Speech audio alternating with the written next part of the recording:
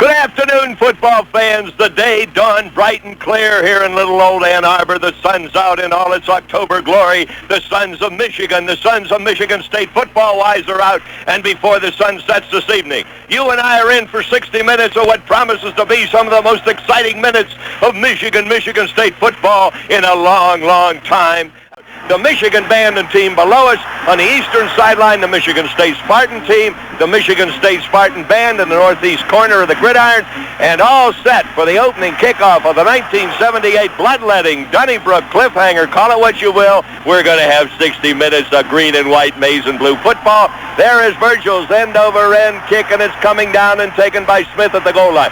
Smith is state to the 5, to the 10, to the 15, hit at the 20, and dropped right there at the 20-yard line by Ben Needham. Number 83, who coming into the game had but 2 tackles because Tom Sebron, the very fine defensive end, broke his hand a week ago against Arizona. And so Needham will be in there spelling off Tom Sebron at that defensive end position. In the eye, Bird wide to the right. And it's Gibson wide to the left. There is the fake handoff, and Smitty, a long bomb, and it's down there too far. The intended receiver, Kirk Gibson, number 23, who has caught 13 passes in the first 4 games this year. He's caught 83 on the season, or rather on his career, for 1,752 yards and 20 touchdowns. Number 23, and so State takes to the air as we expected they would, as everyone expected they would, on the first play from scrimmage from the Michigan State 19.5-yard line. Under center, 2nd and 10, it's a long count. He's back for a pass again. He's going to be rushed back there, and he eludes 1 man, 2 men. A pass down to the 25, a first down to the 32-yard line to Middleton.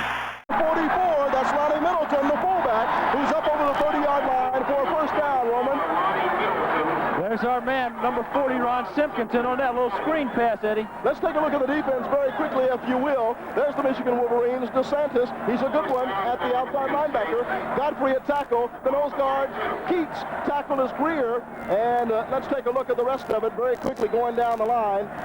Sebron is the outside linebacker. Ron Simpson, Meter, Bell, Jolly, Freeman, and Harden in that defensive backfield as Ed Smith sets his team once again at the 32-yard line on a beautiful October 14th kind of Saturday afternoon in Ann Arbor, Michigan. Eddie Alexander, Roman Gabriel, as you see, the tailback, Leroy McGee, smacked down after a very, very short gain, to about the 33-yard line. Eddie, I tell you, I'm very much impressed with that nose guard, Dale Kites of Michigan. He just made a fantastic play. He was lined up on the left side of the center. Michigan State comes back to the other side of the field against him, and he still makes the tackle. That's number 55, Dale Kites again, the big nose guard for the Wolverines, up over the center right there of the Michigan State Spartans. He is, and he'll smack, I'll tell you. As Ed Smith calls the signal, 2nd and 9 from the 33, and back to pass again. He's passed on all but 2 downs.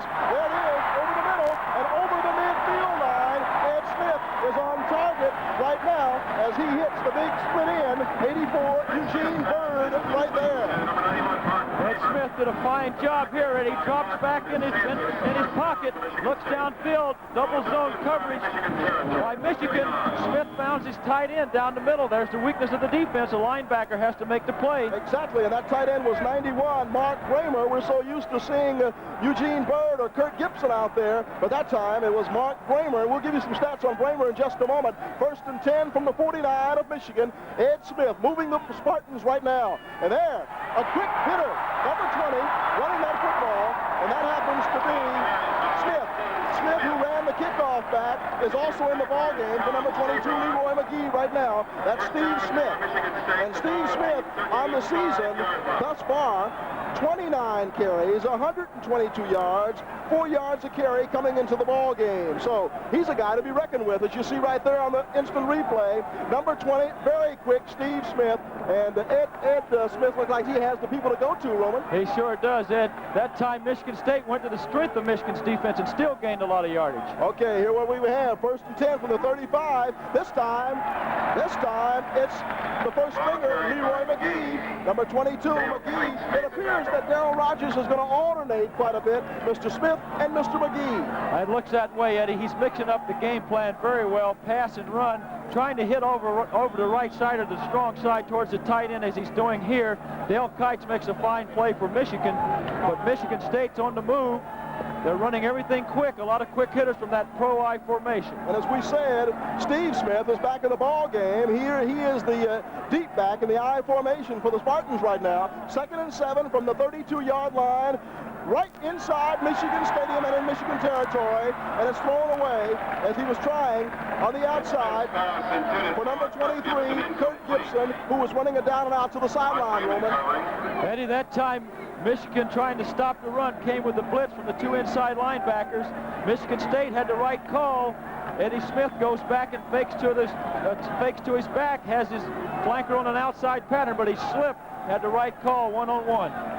Well, it's an interesting ball game right now. Only 3 times have they run the ball.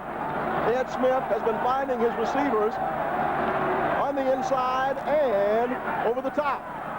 12:03 remaining in the first quarter. Ed Smith leading the Michigan State Spartans, who are 1-3, but a better football team than that. And again, the Soup Bowl is in operation. Almost intercepted at the 10-yard line. Almost intercepted by Harden, the defensive back, the defensive quarterback for Michigan. Michael Harden almost came up with that, Joe. There's Smith dropping back. He's getting fine protection. He spots his outside receiver, overshoots him. I don't know whether he would have been able to get the ball in there or not anyway, because he was covered very well. 4th and 7 from the 32-yard line, and they're going to try a kick right here. It'll be by Morton Anderson, number 8. Morton Anderson, number 8, attempting with Mark Anderson, number 16, to move it. It's going to be interesting. It's a 49-yard kick. Mr. Anderson is going to have to put lots of foot in this one. He's got it up, and he apparently, it's off to the right. No good. Michigan's defense has held Ed Smith and the Spartans right now, Roman Gabriel. All right, Eddie, on that drive, Michigan State attacking the outside flanks and then going down the middle to the tight end. They look like they're going to be in this ball game the way they're going at it at this point. Well, I have a feeling that they kind of shocked the Wolverines by taking to the air so early, but then when you've got a guy like Ed Smith, I don't know whether it's ever a surprise when he goes back or not. No, I guess the only time is when he does it to you. That was probably the biggest surprise. Okay, we'll set the Michigan offense right after this first play. Leach is going to pass also. Leach with a man wide open over here on the side. Oh, my. Number 81 is Kasparek. Kasparek wide open as he moves it all the way down to the Michigan State 33-yard line. Holy Toledo. There it is on the instant replay, Eddie. He just drops back, a little play action fake, a busted coverage here on the right side. His outside receiver's wide open.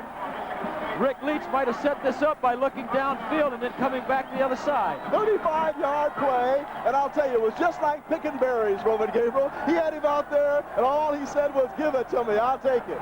1st and 10 from the 33-yard line. Leach hands off to Mr. Huckleby. Mr. Huckleby, number 25, the all-everything tailback. Let's take a look at that offensive line for you for Michigan. The tight end, number 80, Doug Marsh. The tackle, Giesler. The guard, Bartnick, Nada. Arbesnik is at left guard. And, of course, the other tackle is Dan Kikowski, replacing Powers, who will be out for 2 weeks.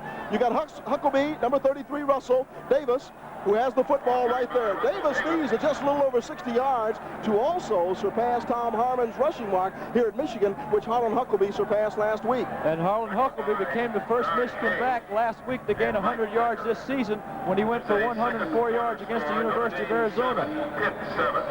Well, there's number 80, Marsh, coming in. It must be a passing situation. Defensive line, Hayes. Let's see if we can call it, Ed. We will. Hayes, Fields, Hay, Land, Savage, Otis, Bass, Stanton, Graves, Anderson, and Marshall for the Spartans of Michigan State. Leach at the 28-yard line of the Spartans. Pitches back to Huckleby. Huckleby is going to be down at the 32-yard line. Boy, what pursuit by that Spartan defense on that particular play. They smelled it out. They watched it all the way, and they were able to get the quick foot of Harlan Huckleby. Number 47, Mel Land, come up from his outside linebacking position to make that stop for his outside defensive position. Fine play by Mel Land. 4th and 8 brings up a field goal kicking situation. They're going to kick it from the 38-yard line, which means a 48-yard boot for number 1, Wilner. Wilner's a fine kicker. We've got to wonder if he can get this one 48 yards. He's kicking from the 38-yard line. There it is. It's up. It looks good from here. Oh! It hit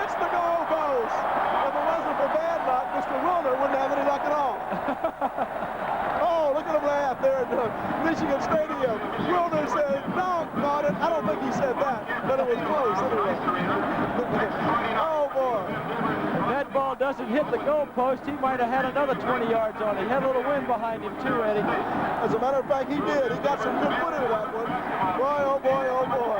Hits the goalpost and bounce back. What luck. First and 10 from about the 31-yard line for Ed Smith, right there, number 7, and his Michigan State Spartans. 9:31 remaining in the first quarter. Smith has been averaging 2 passes for every run thus far, and this time it's a run. Number 20, Steve Smith, up over the left side and gains big yardage to the 38-yard line. And thus far, Roland, they're able to run against the Wolverines. They're doing a fine job. They look like they stole a page out of the playbook of Arizona, because this is the way Arizona attacked them. And, of course, Jerry Meter, the fine linebacker, another fine linebacker, that unit for Michigan, made the stop. Well, it's a very interesting ball game thus far. I like this Michigan State team because Ed Smith is making them up very well. It's 2nd and 2 from the 39-yard line, his own 39. 8:56 remaining in the first quarter. Hello, everybody. Eddie Alexander and Roman Gabriel from Michigan Stadium on a Saturday. Ed Smith again. Oh, boy. He and Kirk Gibson got mixed up on their play. Gibson's turning out, and Smith has the pass inside. Yeah, that time, Eddie, Michigan guessed right. Michigan State had the wrong play called. Michigan had a zone with both corners coming up, both safeties back, tried to hit the short pass, and the corner came up and knocked Jolly, number 16, came up and knocked the intended receiver off his pattern. Well, there's the Michigan Wolverines. Number 77 you saw on your screen was, of course, Trugovic. 8:47 remaining in the first quarter. 3rd and 2 from the 39. What will Ed Smith do? He's been unpredictable thus far. He's run when you thought he'd pass. He's passed. Tight end, tight end. There it is. Oh, boy. You caught it, Mr. Gabriel. The tight end. Jerry Meter, number 46, makes the stop. Mark Bramer up over the left side, and what a fine pass. He laid it in there. Call it, Roman. There it is, Eddie. Just straight drop back pass. Tight end coming across the middle again against Michigan's double zone, which leaves the tight end on the linebacker. Meter has to make the tackle. By the way, Steve Smith, number 20, who is alternating with, of course, Leroy McGee, has 21 yards and 2 carries off the bench, and that's not bad at all. That's trucking. As we see some of the Wolverines on a kind of a chilly day, but a beautiful Saturday, I think, for football. 1st and 10 from Michigan's 48-yard line, and for the second possession, Michigan State is smelling Wolverine territory. Smith again to his tight end. No, that's his flanker, Kirk Gibson. Kirk Gibson with the football. Fine play, Eddie. That's the man that they're going to try to locate all afternoon. Gibson has come in, 13 receptions for 211 yards, averaging. Fine pickups every time. He's got 3 touchdowns. There's the play right there. A nice sideline, down and out play to the sideline for very Mr. impressive, Ed. Very impressive. They flanked into the short side. Michigan was doubling on the wide side. Smith came back into the short side where he had single coverage. 1st and 10 from the 35, and I'm a little surprised, but then maybe not. When Ed Smith is going, they say he's well. Steve Smith, oh boy, if he does not fall down, Roman Gabriel, Mr. Smith may have a big game. He might have gone all the way. Jerry Meter, number 46, the linebacker. Eddie, you know what's going to have to happen here? I noticed in the statistics over the last few weeks, the guys that are making the tackles for Michigan are all linebackers in the nose guard. They're not getting any play out of their defensive ends. And in order to stop this Michigan State team, their defensive ends are going to have to give them some play. Well, you know something? We've been hearing about Ed Smith, and we've been hearing about Kirk Gibson, but nobody said anything about Leroy McGee and Steve Smith. Mr. Smith is a fine running back, I'll tell you. Boy, they've been getting some good runs and some gaping holes in there. And there's the run by number 44, Lonnie Middleton. Middleton came in the game, by the way, with 22 carries for 106 yards, almost a 5 yards per carry average. Lonnie Middleton right there, number 44. Well, Michigan State's only made one mistake. They keep trying to run at Dale Kites and Ron Simpkins. They should go anywhere else but against those 2 guys, because Kites and Simpkins are making all tackles. By the way, Leroy McGee and Steve Smith, especially Steve Smith, he'll be back next season. He's just a sophomore. Lonnie Middleton is only a junior, so Darrell Rogers can expect some fine talent back for 79. And there's a quick shot over the middle that does nothing. And there's Ron Simpkins blitzing from his inside linebacker spot to make the stop. It's going to be close. It was a 3rd and 1 situation. I'm sure that the Wolverines are going to call in for the chains to measure this one. It is not close. They're going to call it in. There it comes now. There it is, Eddie. Just a quick hitter. Number 40, Simpkins, making a fine stop. I was was getting ready to say with that replay, Roman, it looked like he got it, and the official verified it. They're not going to measure it. The official says, you got it. 1st and 10 from the 25. A lot of people surprised this afternoon, mainly Wolverine people. Yeah, I think so. Each week. Last week they were surprised when Arizona. What was the guy told you? It's not how much you win by as long as you win. That's what the guy said, but I was referring to the fact that they said it was going to be no question over Arizona. 21-17 seems to me to be some kind of question. He said the same thing to you again today. That's exactly it. And there's Leroy McGee to the outside. And boy, he's up to about the 21-yard line. Boy, these two backs, Leroy McGee and Steve Smith, they are quick. They're applying the pressure to Michigan's defensive ends. Those guys have got to come to play. Meter makes another stop. Those linebackers are going to get tired. Here he goes, number 22. There's Meter, 46, coming across to make the stop. They're just taking out the defensive ends for Michigan. Michigan State's tackles doing a fine job.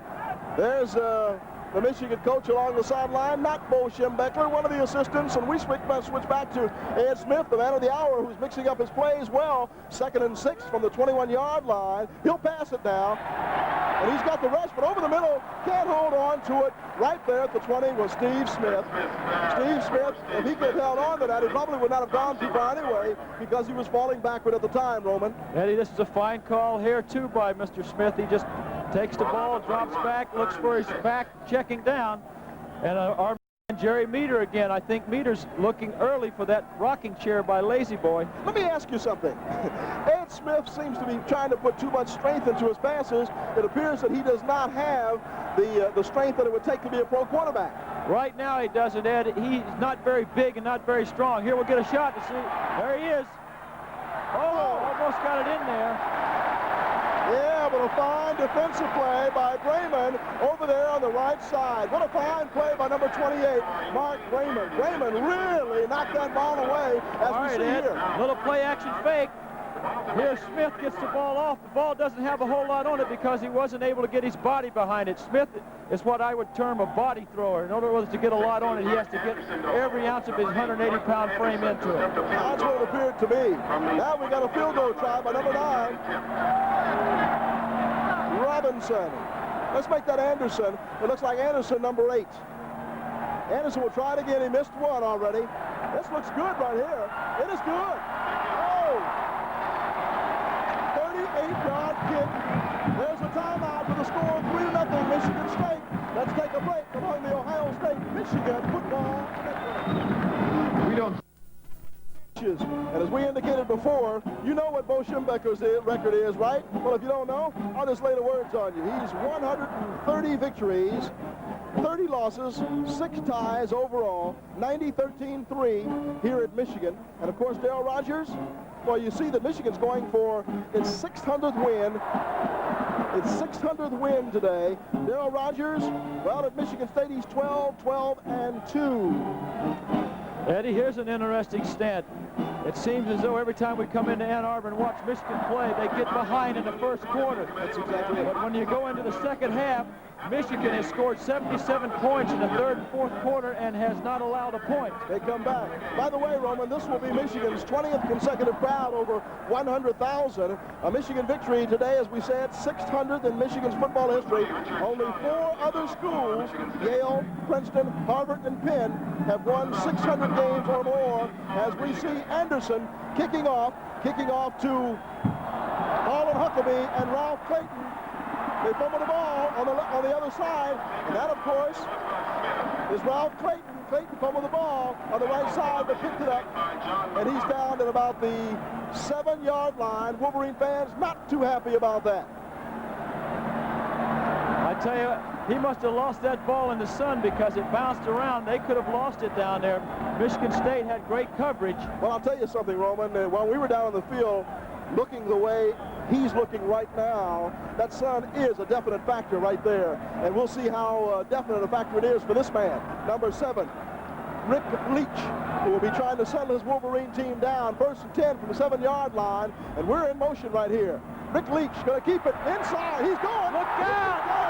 He could go. Rick Leach knocked out at the 45-yard line.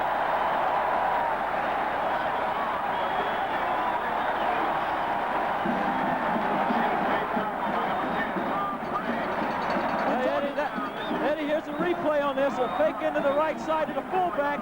Leach comes back on the counter, makes the fake pitch out, and goes up the sideline. Nobody there. Michigan State overplaying to the strong side of the field.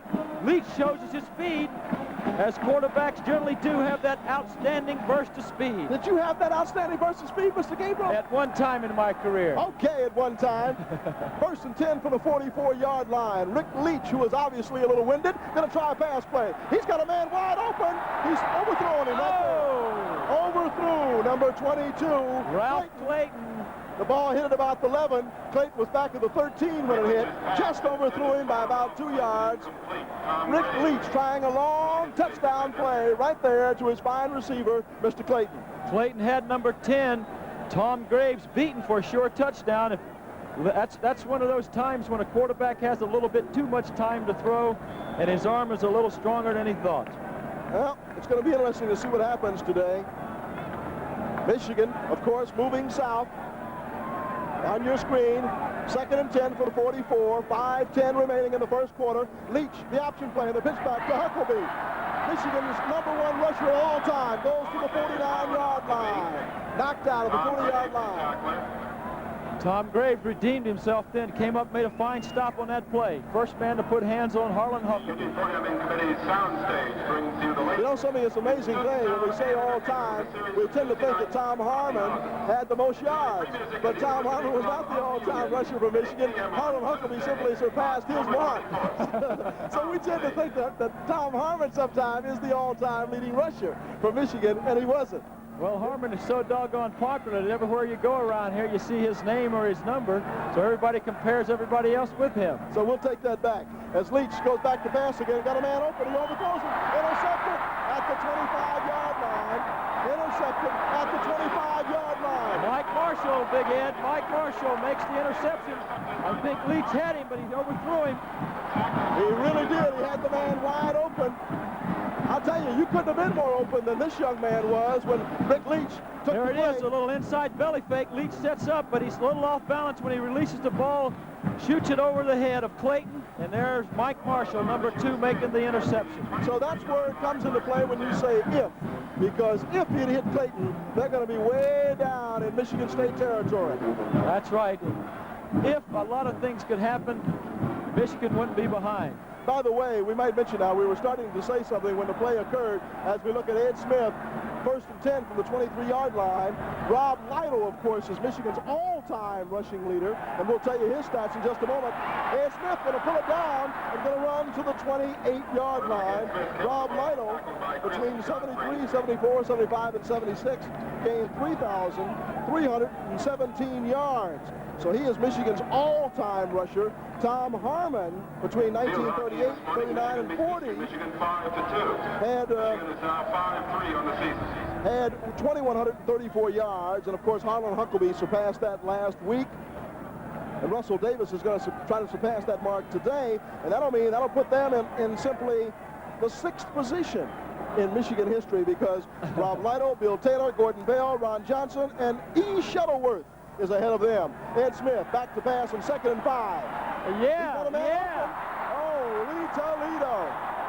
Oh, yes. Love this football right now as Kirk Gibson hauls it in and goes back inside Michigan territory to the 45-yard line. And right now, the Spartans are putting it to the Wolverines. There it is, Eddie. They drag the tight end outside to pull the rover out of there, then bring Gibson down across the middle at about 15 yards, throwing over the linebackers into that dead area.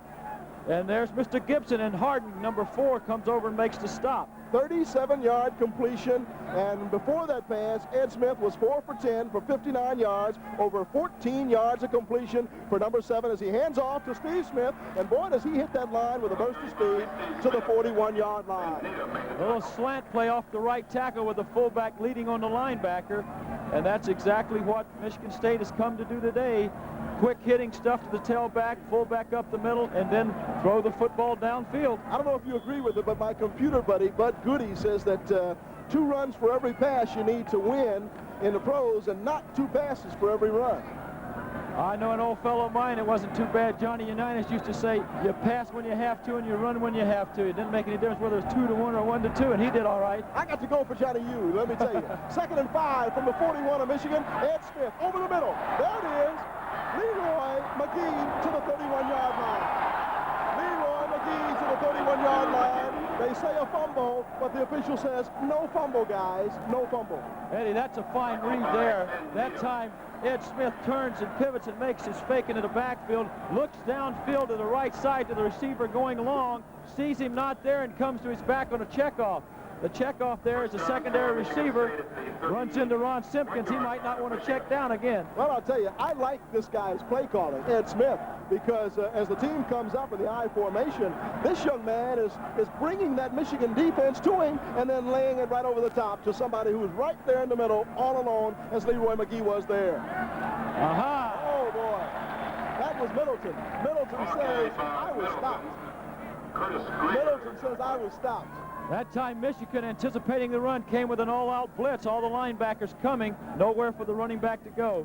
Hey, the young man who came into the ball game with 22, let's make that with 13 receptions, Kirk Gibson, who is even better baseball player and who will probably play pro baseball for the Detroit Tigers, has 2 receptions for 50 yards, Mr. Roman. What do you think about that? I think he's doing a fine job. Let's look for Smith to go to his tight end here, Eddie, on 2nd and 10. 2nd and 9 from the 30-yard line. They have placed the ball at the 31-yard line. Mr. Ed Smith, a familiar spot. He's got a man on. He got him. He got his tight end. Oh, boy. All right. Right there at the 24-yard line. That's the tight end right there. Number 91, Mark Bramer. And Bramer is having some kind of afternoon along with Kirk Gibson. He sure is, Eddie. Here's Smith dropping back again. Fine protection by that up front wall. And he hits a tight end coming across from the left to right position. Make it 3rd and 3 from the 24, and once again, Michigan State knocking on the Michigan Wolverine door, and every possession for Michigan State has caused them to move inside the Michigan territory. They have not been stopped, Roman. Well, this is where Michigan gets tough. When you get down in that 20, 25-yard line area, look for Michigan to toughen up. Well, we'll see what happens. 3rd and 3 from the 24, 32 seconds remain in the first quarter. It's a very quick first quarter, we might add. We thought it was going to be a very slow first quarter. With all the passing. With all the passing, but boy, this thing is running, the clock is running mighty fast. Eddie, the only mistake that Mr. Smith keeps making, he keeps calling the fullbacks play into Dale Kites' area. And we've seen this Kites play now for 4 weeks in a row, and you don't run at him. Kites will beat you like a drum, I tell you. He'll beat you like a drum. 4th and 2 from the 23. What will Darrell Rogers and his Spartans decide to do? Look out for the quick kick. There it is, into the first quarter. There's a timeout. The score is 3-0, Michigan State. Let's take a break along the Ohio State-Michigan football. Back to live action in Michigan Stadium, and you see the lovely Michigan cheerleaders along the sideline. And you may be seeing them January 1st in the Rose Bowl. And it could be against USC if they continue to play like they're playing. Look at the hair on that monster. Oh, I heard that.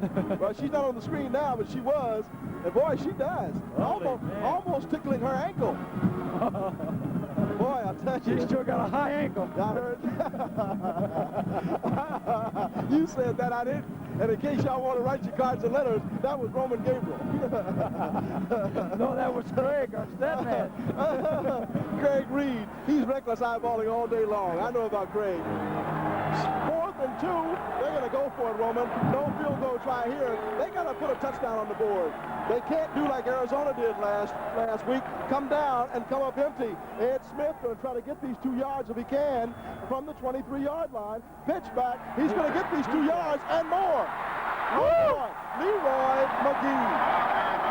Leroy McGee to the 12-yard line, and right on the first play of the second quarter, Michigan moving down inside the 15-yard line, and there it is, Roman. There it is, a sweep from the tailback position, a pitch out from Smith. They caught Michigan coming down inside, expecting the fullback down the middle.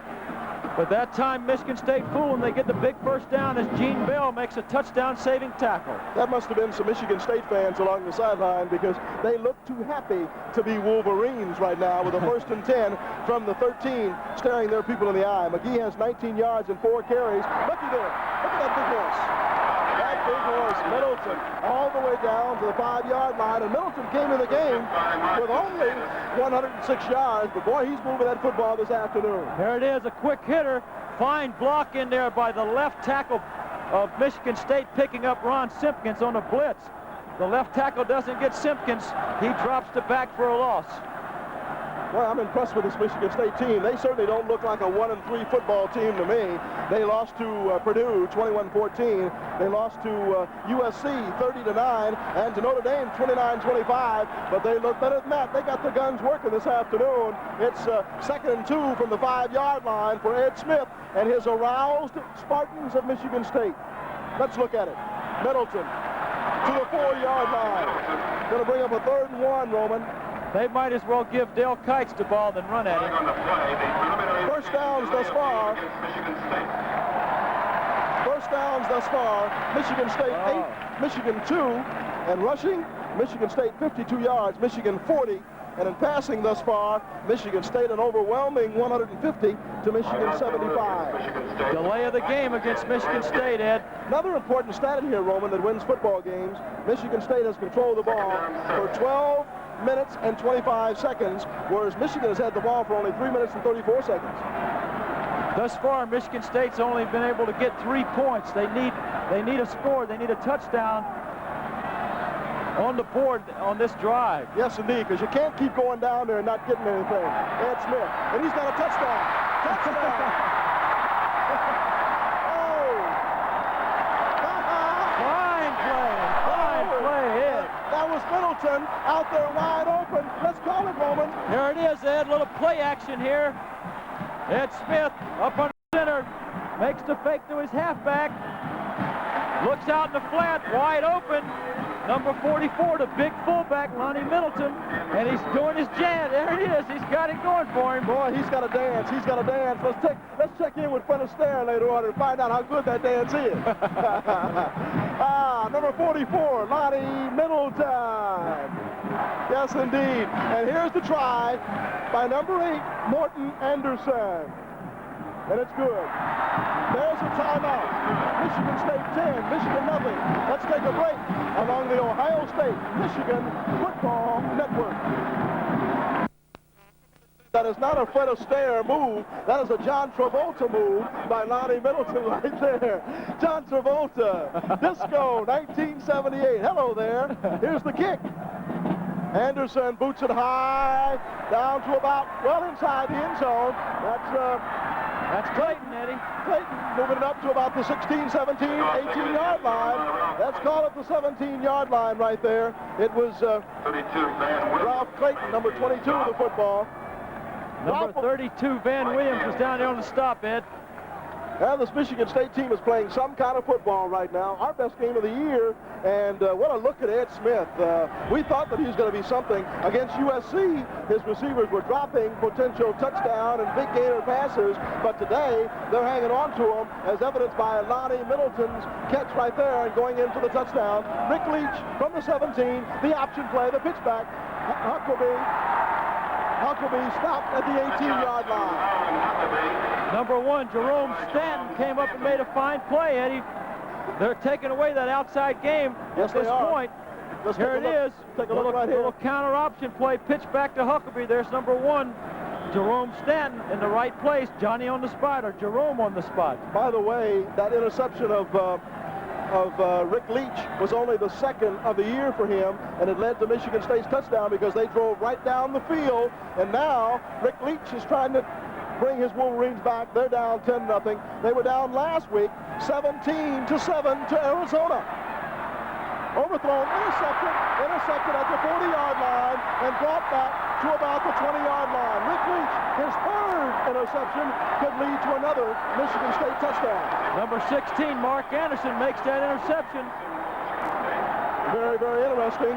Look at Rick Leach, if you will, and take a look at the interception here. He's trying to come back to the weak side of the field. He just puts too much on that football, Eddie. The thing he's not doing now, he's not coming all the way through with the ball. He's releasing too high. The ball's flying on him. You know, the exact same thing happened on the second interception, the one that led to the first touchdown by Michigan State. He overthrew Clayton. Clayton was in the open. He had his Michigan man there in the open, but overthrew him again. He's trying to throw too hard at this point.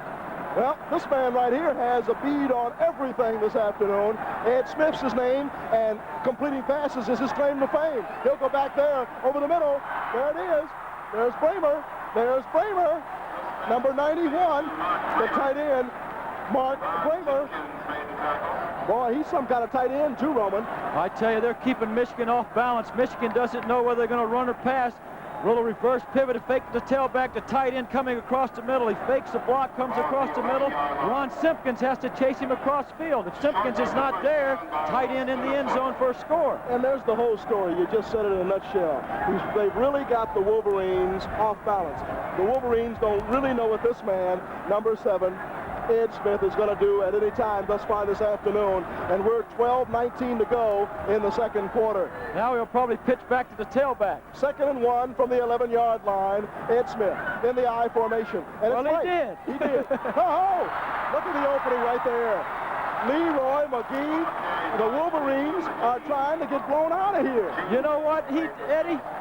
He came up then, saw the Wolverines in a tight defense, and actually audible to this. This is an audible sweep, taking advantage of the tight defense that Michigan's playing on the goal line. Fine call, fine play. Well, he's a senior. He's poised. That's a veteran right there. And there's Leroy McGee. Leroy McGee running the heck out of this football. I hope they don't make the mistake now of going at number 55 Kites. That's the only time they get stopped. 1st and goal from the 3-yard line. Ed Smith, what would he do? Oh, anybody's guess. There he Middleton goes. to the 1-yard line. Lonnie Middleton to the 1-yard line. He's going right at number 55, Dale Kites, and my man is there to make the stop along with Chris Godfrey, number 90. Do you have the feeling that Ed Smith is saying, we can run at your strength? I think so. We can run at your strength. Or maybe they're just saying, hey, Kites, we're going to keep you at home so you don't make any tackles anywhere else. 2nd and goal. Well, 2nd and goal from the 1-yard line, 11:15. Michigan State using up the clock. This has been a very quick first half. Let's watch the tailback off the left side. Well, let's take a look at him. They're in the I formation. Got a feeling he's going to his tailback. No, Middleton, touchdown. Middleton touchdown. Touchdown. You called it, Eddie. They finally, Smith said, we're going to beat you. There it is. There it is. I like the man's dance. I hope our producer got that so we can show that again. Who's that center for? Who's that for Michigan State? Who is that center that's doing that job? In the left guard. Here we are. The center in left guard. Flying high over the middle for the touchdown. And maybe we'll get a chance to see his dance. Let's see. Let's see his dance. Oh, there's a Michigan State cheerleader. Eddie, the left guard for Michigan State, Jody McCullough, and the center, 67, Matt Foster, did a job on Dale Kites and Ron Simpkins that time. Anderson, there's a timeout. The score is now 17-0 Michigan State. Let's take a break along the Ohio State-Michigan Football Network. I tell you, this young man right here has been getting a lot of work out today. Number 8, Morton Anderson, kicking off right here for the Michigan State Spartans. Brought down, Clayton, and then that's Huckabee to the 21-yard line, and Michigan is not even getting good position on their punts and kick returns. No, Ed, that was number 18, Williams, down there to make the stop for Michigan State special teams. Boy, this is an interesting football game. Who would have believed that Michigan State would be leading 17-0 with 10 minutes and 54 seconds remaining in the second quarter? What an upset that we have in the making right here. Eddie, we'll find out what kind of character this Michigan football team has now. They're going to have it because Michigan State had 4 plays in 20 yards for the touchdown. 1 minute and 41 seconds it took them to get on the scoreboard again, Roman. 4 plays, 20 yards after the interception, and Michigan State was leading 17-0 as we look at Rick Leach, who's trying to figure out what he can do against the Spartans. What's been a little surprising in this Michigan attack this first half is the games that we have seen, they've always came out and established a ground game first.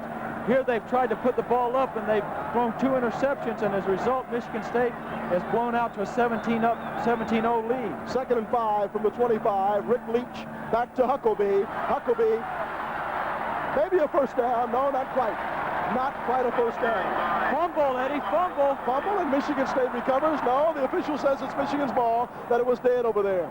Michigan State not too happy, and you wouldn't be either. I sure would. If you had a chance to move these guys down 24-0 as we take a look at the pitch back. Let's see if he got the first down at all. He had to get over the 31-yard line. They say he got it. They say he got it.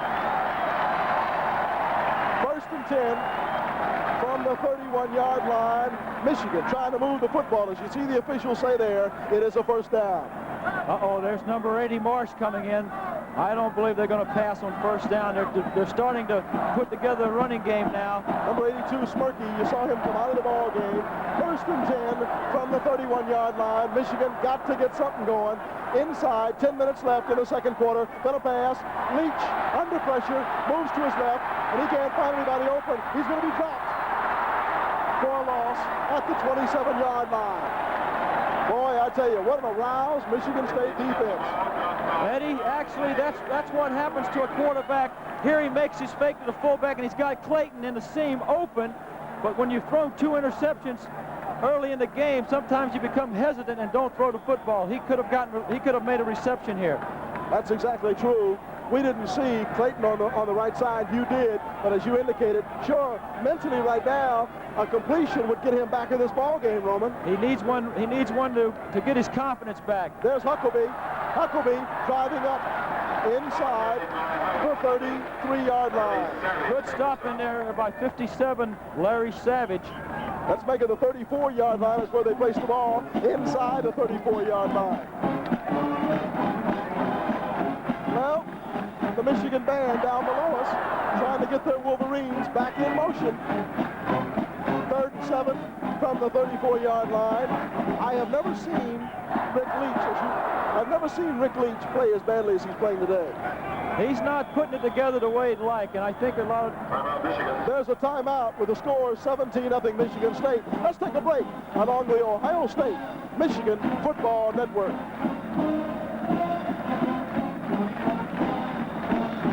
Yes, it shows. He's got a man wide open, but overthrows him. And as you indicated, he is just mentally not feeling the passing game right now, Roman. Yeah, that time, too, Eddie had a little pressure by number 53 there for Michigan State. Who is that number 53? Angelo Fields, who's a big dude. Big man. He's tough to throw over. Well, I'll tell you something. He looks big. All right, here we go, Eddie. Little play-action fake. Well, he was trying to play action fake and hold those linebackers and get outside. He did have his flanker on an out pattern, but Field was there. 6'6", 284, Angelo Fields. Boy, it'd take a building to knock him down. Number 1 back there. The kick now is Wilner. Wilner averaging 43 yards a kick. Gets it to Steve Smith. Smith up to the 35-yard line, and that's it right there. There's Steve Smith, and boy, with a quick back, just a sophomore. Darrell Rogers has a lot of football to watch in that young man right there, to be sure. Steve Smith. The way they're playing today, you wonder how they've lost 3 games. That's what I said. Because they do not look like a 1-3 football team to me. No, indeed. No, they sure don't, Eddie. And the reason why they were embarrassed against USC is that the receivers were just dropping this man's passes. And this man being Ed Smith. Darrell Rogers looking on. Got to be happy, although not confident, with 8:18 remaining in the second quarter. Ed Smith, 1st and 10 from the 35. And there's Middleton. Middleton moving up for about 3-yard gain.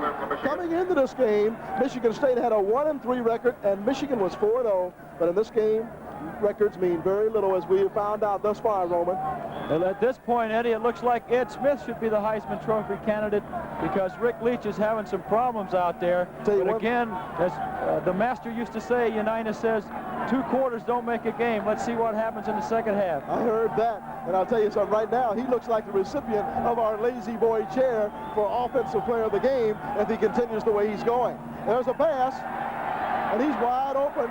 That's the tight end again. Mr. Bramer. But you know who else was wide open? Who could have got a touchdown? Number 24, Griffin. I'm sorry. Michigan tackle is marked as set. Yeah, it's Griffin. Number 24, Griffin was waving downfield, and if Ed Smith sees him, they've got a touchdown. That is the same play that they ran down on the goal line prior to their score, with Smith making a fake to the left side, bringing the tight end across the middle underneath the linebackers, and they have a tendency to lose that tight end. Raymond with another catch.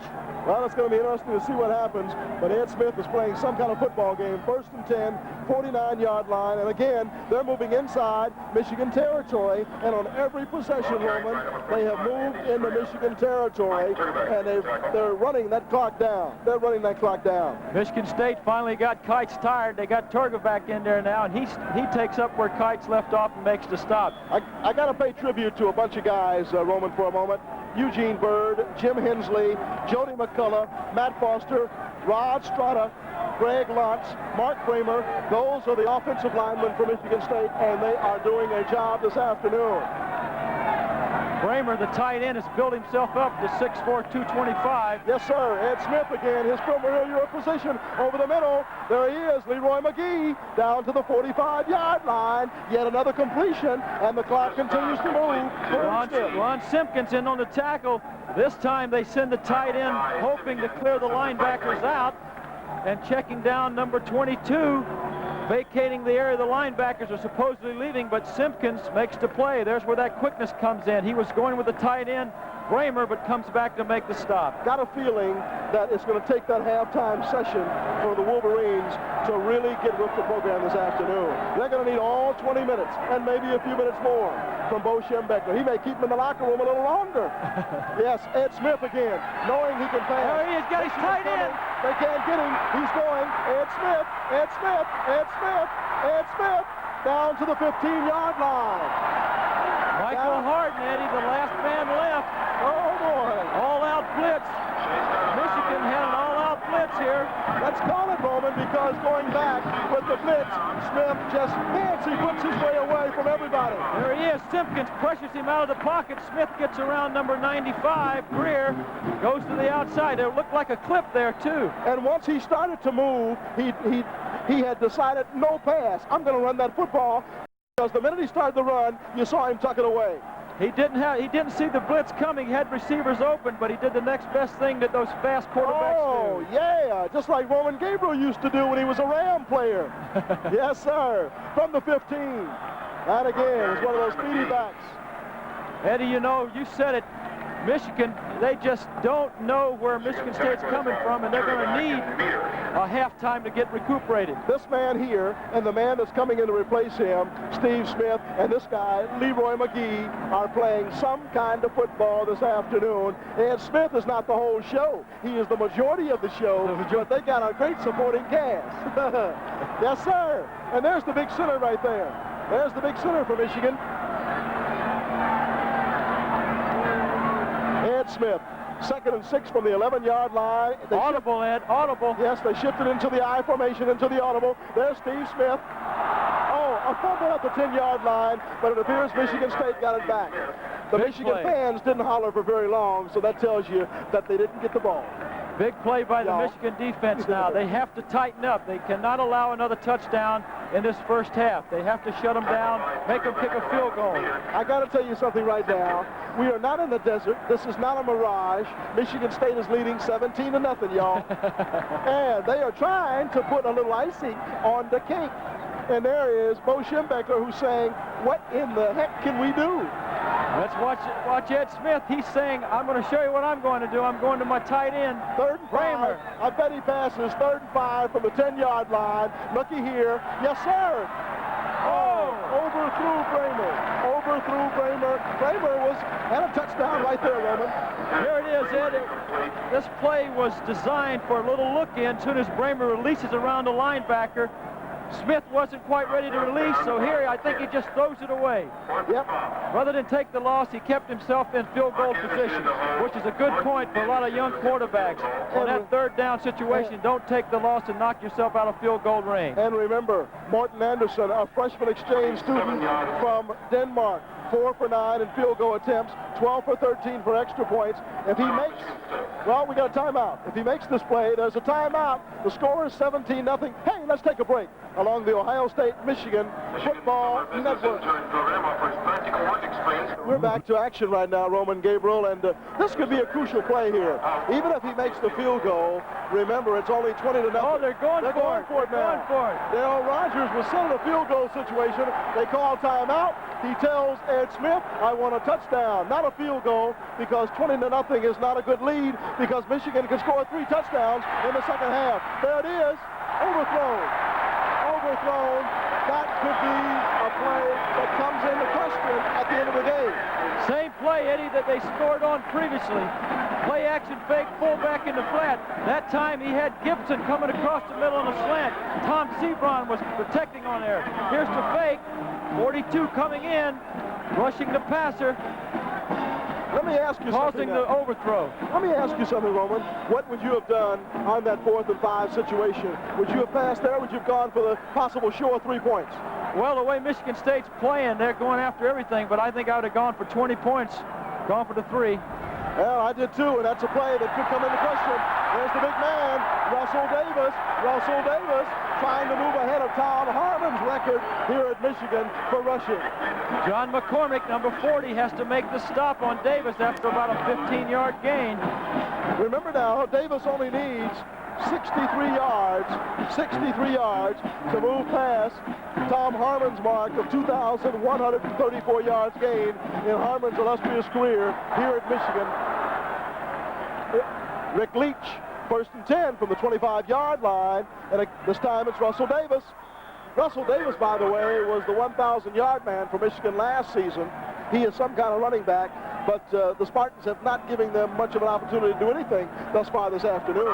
They're sure not, Dad. Bernard Hayes made a fine stop, the nose tackle. Here comes our boy Marsh in. Let's look for something to Marsh on this 2nd and 8 situation. Or we might get a draw here. We haven't seen one all day from Michigan. 2nd and 6 from the 28. Actually, what Rick Leach needs more than anything else is confidence in his passing game as you look at that fine Michigan offensive line. Rick Leach with the option play. Is he going to pitch back? No. He's giving the ball to Russell Davis. That was a fine magician-like handoff because everybody in the stadium thought that Rick Leach had the football. Mike Decker in on that stop. Fine block in there by Greg Bartnick, number 61, to make that play go. You know something? We've been giving a lot of credit already to Ed Smith, who has passed for 153 yards and run for 35 yards, but the Michigan State defense deserves a lot of praise. With under 4 minutes left in the half, they have held Michigan to a donut. Ooh. That's the kind of donut with a hole out, too, isn't it? I heard that. Rick Leach to Davis. Davis up to the 40-yard line. Mel Land, number 47, making the stop. Let's check on the yardage for Mr. Russell Davis because he needed 63 yards coming in to move past Tom Harmon's mark as the 6th leading rusher all time in Michigan's history. 2nd and 5 from the 40-yard line. And already we've seen our stat man, Craig Reed, scurrying for a pin to figure out how much Russell Davis has run for this afternoon. 40-yard line, 2nd and 5. Leach, gonna pass, gonna try it anyway. He's gonna pull it down and run for a 1st down. He's got the 1st down to midfield. Rick Leach pulled it down and ran for the 1st down. Dan Bass chased him out of bounds, Eddie. What they have to do is maybe set up a screen pass so that Leach can drop one off real easily and get his confidence back. Here he makes a fake into the left side of the field, coming across looking for his tight end, has nobody, and does the next best thing, something he does well. He just runs with that football. Well, one thing for sure, he was very hesitant about putting that ball up in the air, and with the added pressure on him, he tucked it away and ran for the 1st down. Rick Leach and the Michigan band right there, 1st and 10 from the 48-yard line, trying to get some points on the board. A pass there. He's got a intercepted by number 2, Marshall. Marshall bringing it back this side to midfield, and he slips down at the 48-yard line. And we got a clip back here by Michigan State, Ed. Boy, oh boy, Michigan State not very happy. McCormick was called for the clip. Here we go again, another interception by Rick Leach. You see a happy number 2, Marshall, but he doesn't realize they're going to call that football back. There it comes. Michigan will still have the football. Rick Leach. No, I'm sorry. No, they will not. Rick Leach is very unsure himself at this point. They need to give him something where he can just reach out and hand the guy the ball so he can get some confidence back, so he can get a completion. Okay, so the Michigan State team will have a 1st and 10 at the 15-yard line. 1st and 10 with the 15. They get the football, but not the yardage gained by Marshall. Marshall ran it up to the 48-yard line of Michigan. But the clip by McCormick right there at the 15-yard line is where the football is placed. Ed Smith going to have to work from there, but as cool as he's been this afternoon, he could probably work from the end zone. 2:11 left in the second quarter. And back to Middleton. They're going to play it safe. They're going to play it safe for the rest of the second quarter, I would imagine, and take that 17 points and run into the locker room with it. Here it is, a counter up over the center, and Mike Turgovac, the other fine middle guard now playing for Dale Kites, makes the stop. You really don't know that Kites is missing when Turgovac's in there. Once again, Michigan State's unheralded defense has risen to the occasion with that interception, an interception by Marshall. Boy, I'll tell you. Oh, Ed, Godfrey's out it from the left end position, and Kites is in there at left end. Well, let's see what it means for Michigan fans. Ed Smith, 2nd and 10 for the 15-yard line. He hands it back to the speedy back. Leroy McGee. Make it Steve Smith. Well, they're shuffling Smith and McGee so often you don't know who's in the game because they run similar. They're both very quick, very darting runners. And Leroy McGee coming back in the ballgame right now, Roman, and Steve Smith will get a little breather. Ed, that's what we call a little counter draw, which opens up the holes up the middle because the linebackers are unsure whether it's pass or run. And there the hole was for a big gainer. Yes, indeed, a big gainer for Steve Smith, who came into the game with 122 yards and 29 carries. Ed Smith, 1st and 10 from the 33-yard line. Boy, oh boy, they're going to play it safe. We said that. Smacked down by number 55. There's Mr. Kites. They've got Kites in there now tackling Dale, and Turgovac is in there at nose guard, so they're trying to work the two nose tackles in there as much as they can. I can hear Mr. Kites right now. Your mouth may water, your teeth may grit, but not another yard will you get. I heard it right there. 31-yard line, 2nd and 12. Now Kites is over at the right tackle spot. Oh, he's playing the strong side, the strong tackle spot for Michigan. By the way, Smith has 48 yards and 5 carries. That's Steve Smith, who has the football right there. Smith up over the 40-yard line. And for a little back, he has a lot of strength. He looks good. He hits the hole fast and has great quickness. I'm impressed with Dale Kites. He's playing every position up there on the front line, and they got two guys trying to block him. Somebody has to make a tackle for Michigan. Well, I'm impressed with this whole cotton-picking Michigan State team. I mean, they're playing some kind of football. There's a timeout with a score, 17-0. Let's take a break along the Ohio State-Michigan Football Network. Gibson, who can get off the ball, runs a 4.340. Let's see if Ed Smith is thinking like Roman Gabriel and Fast Eddie.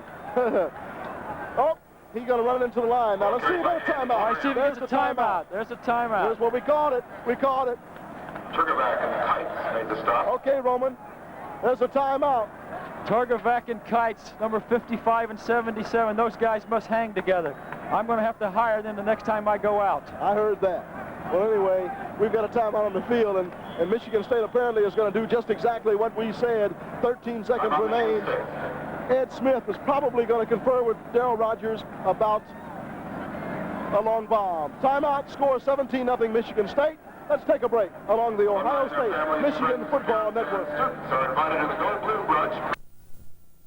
Well, we're back to live action, and you just missed the play that Roman and I called. We said that they were going to set up the big bomb. They did set up the big bomb for their young man right there, Kirk Gibson. It was overthrown, but Mr. Ed Smith has another opportunity to try for what he's trying right here, Roman. Actually, Eddie, what they were doing here was trying to get a long sideline pass, perhaps to set up a shot for a field goal and still one more play to get into the end zone.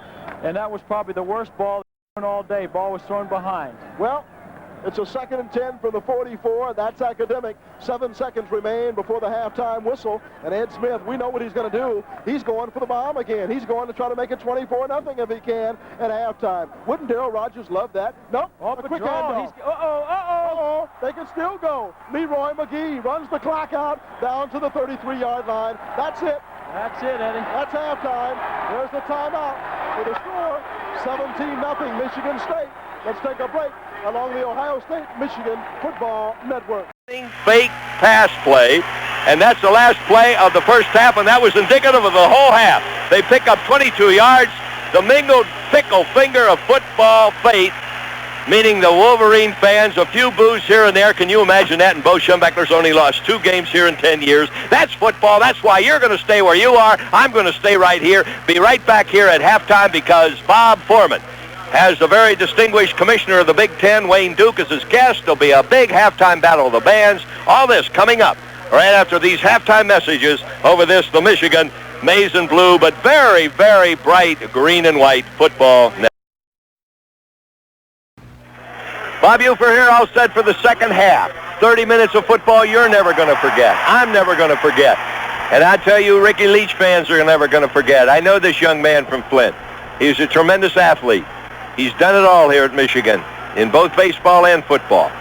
And I'd hazard a guess right now that you haven't heard the last of Ricky Leach. Sure, he's had a horrendous first half. You know, we all make mistakes. That's why they got rubber mats around spittoons and erasers on pencils. He's had his share of mistakes here in the first 30 minutes. But 30 minutes of football from now, it's going to be one doggone 30 minutes of football. You better hang on to your kilohertz because this is going to be some kind of a second half. Michigan, remember, lost the toss to start the game. The Wolverines have the choice. They will receive, and they will go on offense like I would suspect we haven't seen them all year. Those seniors, for the rest of their lives, they'll remember these last 30 minutes of football. Meanwhile, Michigan State's Darryl Rogers tells his men that Michigan State hasn't beaten Michigan in 9 years, and there's a kickoff. It's taken down there by Leone, and he caught it over his shoulder. He's back at the 25 to the 27-yard line. It was a bad kick. Leone went high in the air. Tony Leone, his brother, starting a tackle. Mike Leone, the lads from up there in Flint, Michigan.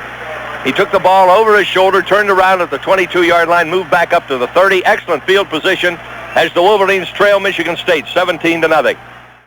He has Clayton wide to the right, Kasparic wide to the left. There goes Kasparic in motion. Huckabee deep and Davis close, and Ricky Leach under center. Ricky Leach goes off, pitches off to Huckabee. He gets a block, but he doesn't get another block, and he goes out of bounds and drives that Spartan out of bounds at the 33-yard line. That option play has been diagnosed on the film by Michigan State very well all week long, and they are utilizing a great defense. They have moved their secondary, shifted their secondary around. 7. Huckabee deep and Davis close. Here comes Kasparic in motion across formation.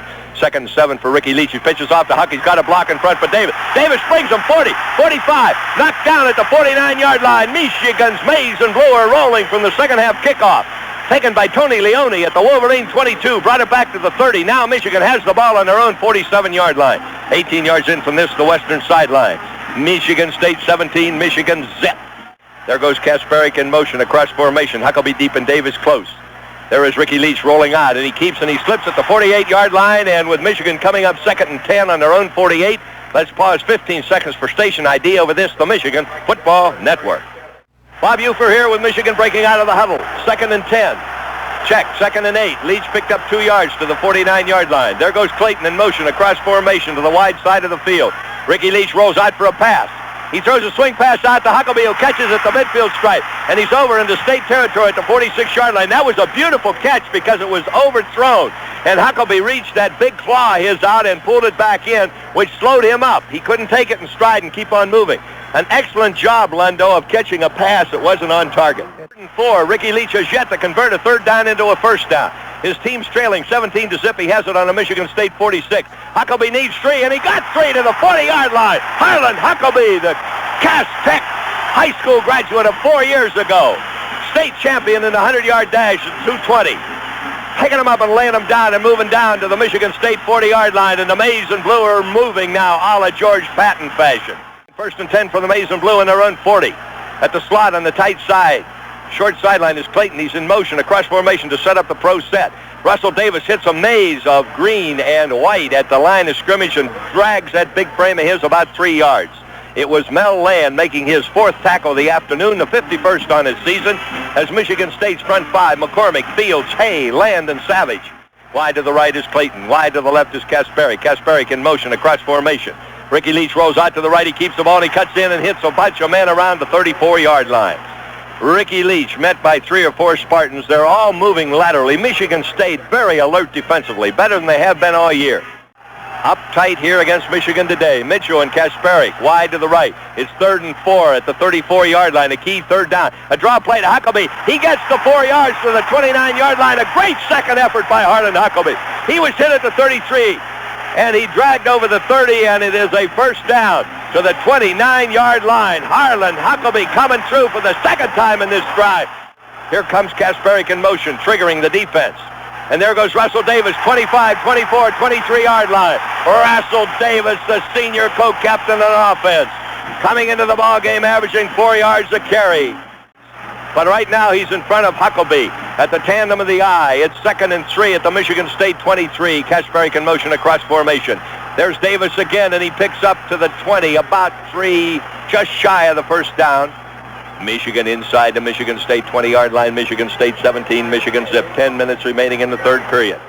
Whether you're Michigan State or Michigan, this is what college football is all about. 2 tight ends on a balanced line. It's the bone with Davis up close. Davis needs it, and Davis picks it up. 3 yards to the 17-yard line. On 3rd down and 1, Russell Davis moving in there like a bull with a bee in his ear, huffing and puffing and dragging those Spartans. There goes Arbesnik across formation. There's a handoff to right. Huckabee over the 15, cuts back in at the 14.5-yard line. 1st and 10 from their own 17.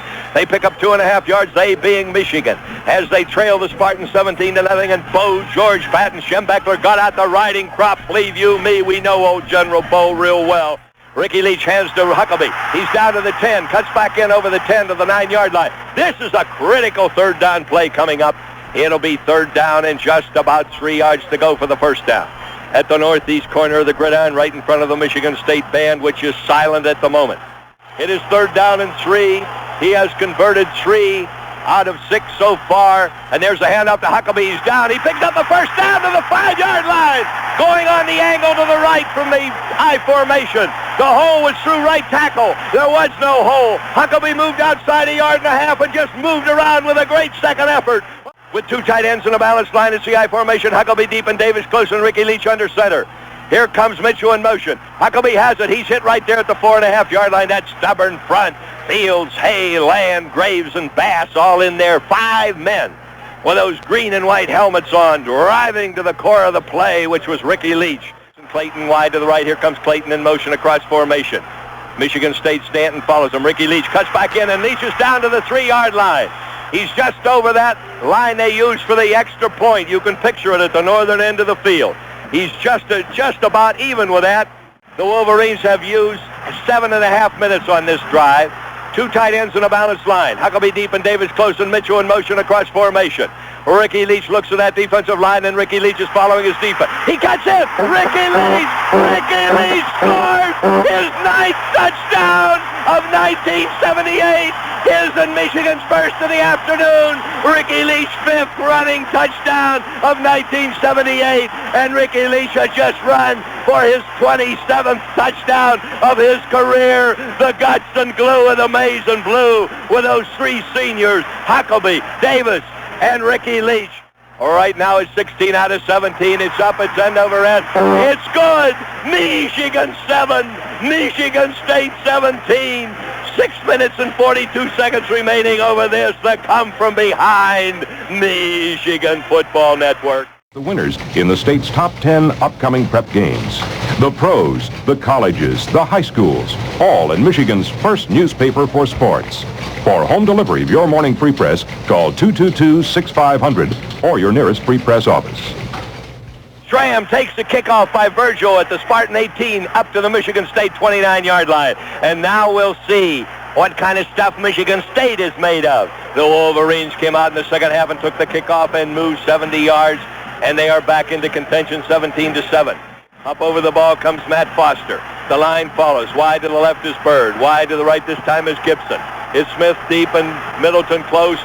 And Eddie Smith under center, the quarterback at the 30-yard line, 1st and 10, and he hands off. He fakes it. He's back for a pass. He throws downfield, and it's caught. It's caught down there by Gibson at the 44-yard line. He steps out of bounds in front of Bo Schembechler.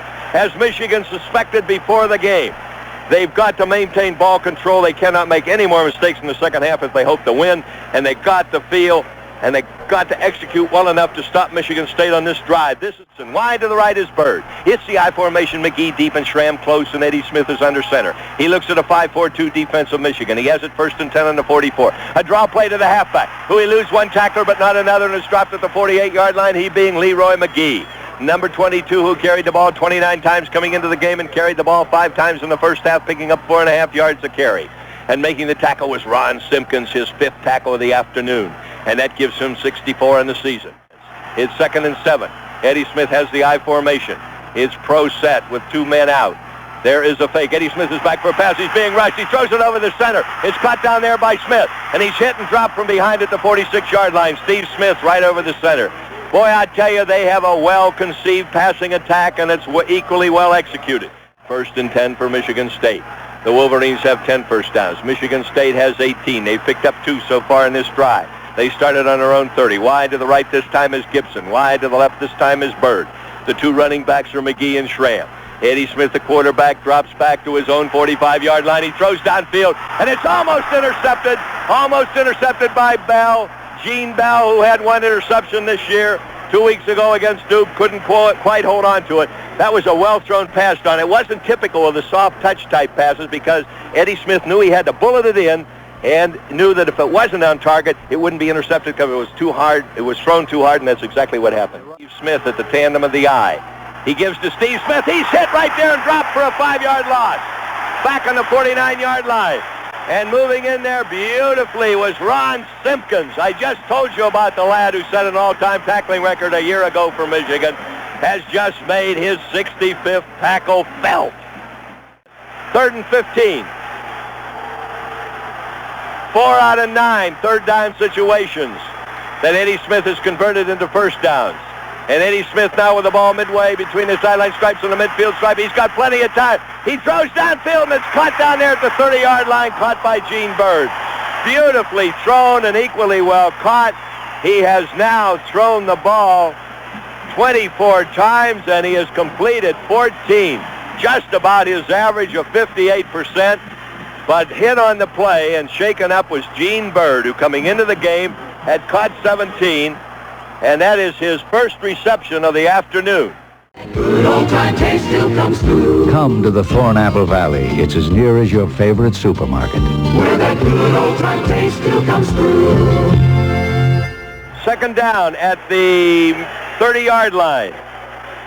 Threw a swing pass as he dropped back, hesitated, faked downfield, threw it out in his left flat to Eddie Schramm. And Schramm took it in stride on the 34. Remember, the point of scrimmage was the 30. Schramm had 2 pulling guards that time, McCullough and Strata, both coming out to form the blocking pattern downfield. Penalty against Michigan at the 22-yard line, and that looks like it'll be half the distance to the goal. Michigan State 1st and 10 at the Wolverine 11-yard line. It's Smith deep and Schramm close. Eddie Smith on a play-action pass, throws out here in the right flat. It's caught out here at the 5, and he's down to the 4. He's into the end zone. Touchdown by Bramer. Bramer has just caught his first touchdown pass of 1978, the 3rd one of his career. He will never forget his touchdown pass against Michigan. The 3rd of his career, the 1st of 1978, and Michigan State's first touchdown of the second half to give them a very convincing 23-7 lead right now. Anderson holding, Anderson kicking, end over end. And it is good. Michigan State 24, Michigan 7, 3 minutes and 45 seconds remaining in this 3rd period. Minutes left in the ball game as the Wolverines now have their backs to the wall. Running of the season and his 27th touchdown of his career. There's end over end, kick by Cherie. It's taken by Huckabee at the 5, Huckabee at the 10, the 15. He gets away at the 20.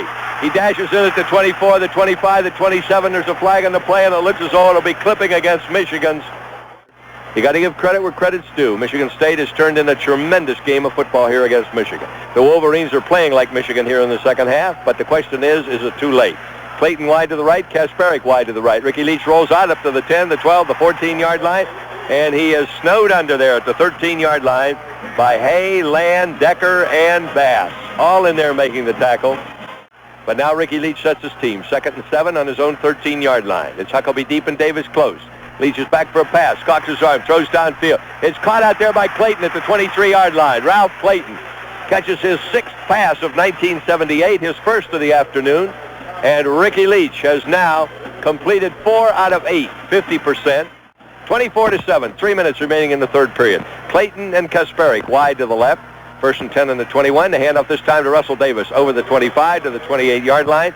And Michigan can ill afford to use up the clock as they did in their first drive here in the second half. Not take 8 minutes if they're going to score on this drive. There's Ricky Leach pitching off to Huckabee around the right side. It's being diagnosed, but Huckabee maintains his feet. 30, 35, 37. Beautiful second effort as 3 Spartans failed to bring Huckabee down at the 24-yard line, and he turned the corner at the last minute. That is the Wolverines' 12th, the Michigan State's 20th. It's been a long time since a team has had 8 more first downs than Michigan at this stage in the ballgame. Kasparik in motion across formation. Ricky Leach goes to the short side, looks for a pass receiver, throws downfield to Marsh. 40, 35, 30, 25, 20, out of bounds, stops the clock at the 16-yard line. Doug Marsh has just caught his 9th pass of 1978.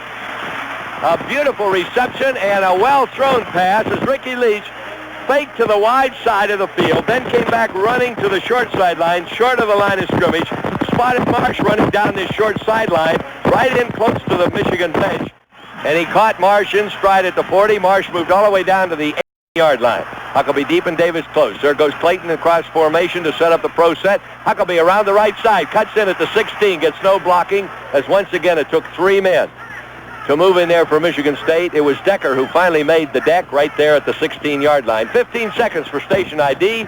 Over this, the Michigan Football Network. Bob Ufer here. Ricky Leach sets his team 2nd and 8 at the 16. Fakes the draw play to Huckabee. Leach back at the 25. Fakes the play, going to run to the 15.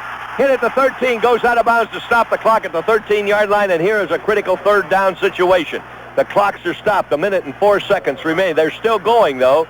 Evidently, the officials felt that he didn't go out of bounds. His knee hit inbounds, so they're moving the clock. Wide to the right and wide to the left. There goes Kasparik over to the right in motion. Draw play to Huckabee. Huckabee's down to the 11-yard line, still on his feet at the 9, the 8, and he's right there trying to get the first down. Boy, what a great 2nd and 3rd effort from the 12-yard line to the 8-yard line. I wish you could be here. I'm not exaggerating. Sometimes Ufer tends to embellish a little bit maize and blue, but believe me, Huckabee dragged 3 Michigan State men 3.5 yards. So it's 4th down and a yard to go on the strength of that great 2nd, 3rd, and 4th effort of Harland Huckabee. There it is. The 3rd quarter is in the record book. Michigan State 24, Michigan 7. 2 tight ends in a balanced line. It's the I formation. Huckabee deep and Davis close, and Ricky Leach needs 1. And he's thrown for a loss after he pitches off to Huckabee down the 10, 5, 4, 3-yard line. He was rolling out laterally to his right as he was hit by the lineman in there, Hay. He released the ball, and Huckabee took it, and meanwhile 2 men were moving in for the kill on Leach, and that sprung Huckabee for a 6-yard gain down to the 4-yard line. 2 tight ends in a balanced line. It's the bone with the 2 men back, Huckabee and Clayton. There is the handoff to Davis, and Davis is into the end zone. Russell Davis picks up his 3rd touchdown of 1978, the 20th touchdown of his career, and the 18th touchdown that he has done on the ground. And so right now, confetti, toilet paper, we aren't allowed to use that word on the air, so we dasn't say toilet paper, but that's what it is all over the field at the northern end. Michigan going for 2 tight ends, a balanced line. Huckabee deep and Davis close. Ricky Leach rolls out. He throws a swing pass out there to Huckabee. 2 points. A swing pass from Ricky Leach to Harland Huckabee. It's 24-15. And why did Michigan go for 2? Because now a touchdown and a field goal is all Michigan needs. Otherwise, they would have needed 2 touchdowns. Real smart thinking by old Bo, George Patton, Schembechler, and equally fine execution. We'll see whether McCartney's monsters can rise to the occasion here defensively. That's the question right now. There it is, end over end, deep, long, high. An aluminum beer can type, not returnable. A non-returnable kickoff. Smith was back there, caught it, and they're bringing it out now to the 20-yard line, an automatic touchback. 1st and 10 for the green and white. With 14 minutes and 37 seconds remaining in the ball game. It's Smith deep and Middleton close. As Eddie Smith on the draw play. Hands off and he upends Steve Smith at the 17-yard line. McCartney's monsters are aroused right now as Jimmy Humphreys the Chelsea, Michigan high school lad 3 years ago. He's now a junior, number 58. But he moved in there and dropped Smith for a loss. It'll be 2nd and 13. It's McGee deep and Schramm close in the I formation. Eddie Smith under center at quarterback. And he drops back and pitches off to McGee on the end around to Gibson. And he is up over the 10, the 15, the 20. Driven out of bounds short of the first down at the 27-yard line. Mike Jolly drives him out of bounds. And Kirk Gibson on that beautifully executed end around. He has taken in his career 12 of those for 105 yards. This is his 4th of 1978. And prior to this play, he only had picked up 14 yards. 3rd and 3. Wide to the right is Howard. Wide to the left is Gibson again. Eddie Smith under center with an I formation. Smith deep and Schramm close. And Eddie Smith looks over. Smith is back for a pass. He's being rushed now. And he throws it downfield. It's incomplete. It's incomplete, and Michigan State will be forced to punt as Michigan's Tom Sebro rode the end out of bounds. And look at those Michigan defensemen. McCartney's monster proved equal to the task. And so Michigan will drop Mike Jolly back in the safety position, along with Harris, number 31. Evidently Harden was hurt. Here comes Carpenter. There is the kick. The first kick for Michigan State, taken by Jolly. He is hit at the 34-yard line. He took it at the 30 and moved down to the 34, but there's a flag on the play way down over the 50-yard line, down on that sideline at the 48-yard line. And evidently, one of the officials over there on that eastern sideline detected something on that punt. And so Michigan State picks up a first down because the Wolverines had 12 men on the field. That possibly could be a big difference here in this ball game. But take nothing away from State. Eddie Smith sets his team. The I formation, Smith deep and Schramm close. Eddie Smith fakes to Schramm, back for a pass. There it is. It's caught, and he goes out of bounds. Gibson right there at the Michigan 41-yard line. Kirk Gibson catches the 17th completion out of 28 thrown. It's a pretty good percentage for that lad, Eddie Smith, as Michigan State.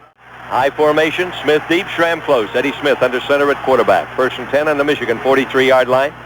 Eddie Smith goes back, fakes the draw, back for a pass. He's being rushed. He throws it out here. It's complete to Bramer, and he's hit at the 35 and dropped at the 33-yard line, but there's 2 flags on the play, and evidently a Michigan man was clipped, I believe.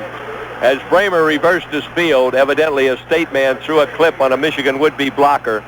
And so that will move the ball back from the 35-yard line, some 15 yards back to around the midfield stripe when they unpile or untangle and figure it out. And October 31st at most Sears retail stores in Detroit, Ann Arbor, and Pontiac. The penalty moved the ball back to the Michigan 49-yard line. Eddie Smith under center took the snap, moved back, threw a button hook pass to the end on the Michigan 46-yard line. It was overthrown, and so it brings up 2nd down and still 17 to go with Michigan on the defense. Michigan State has the ball on their own 49-yard line. 2nd and 17. He fakes it to Reeves and throws pass downfield, incomplete. The intended receiver, Kirk Gibson, as Eddie Smith is beginning to miss his targets here.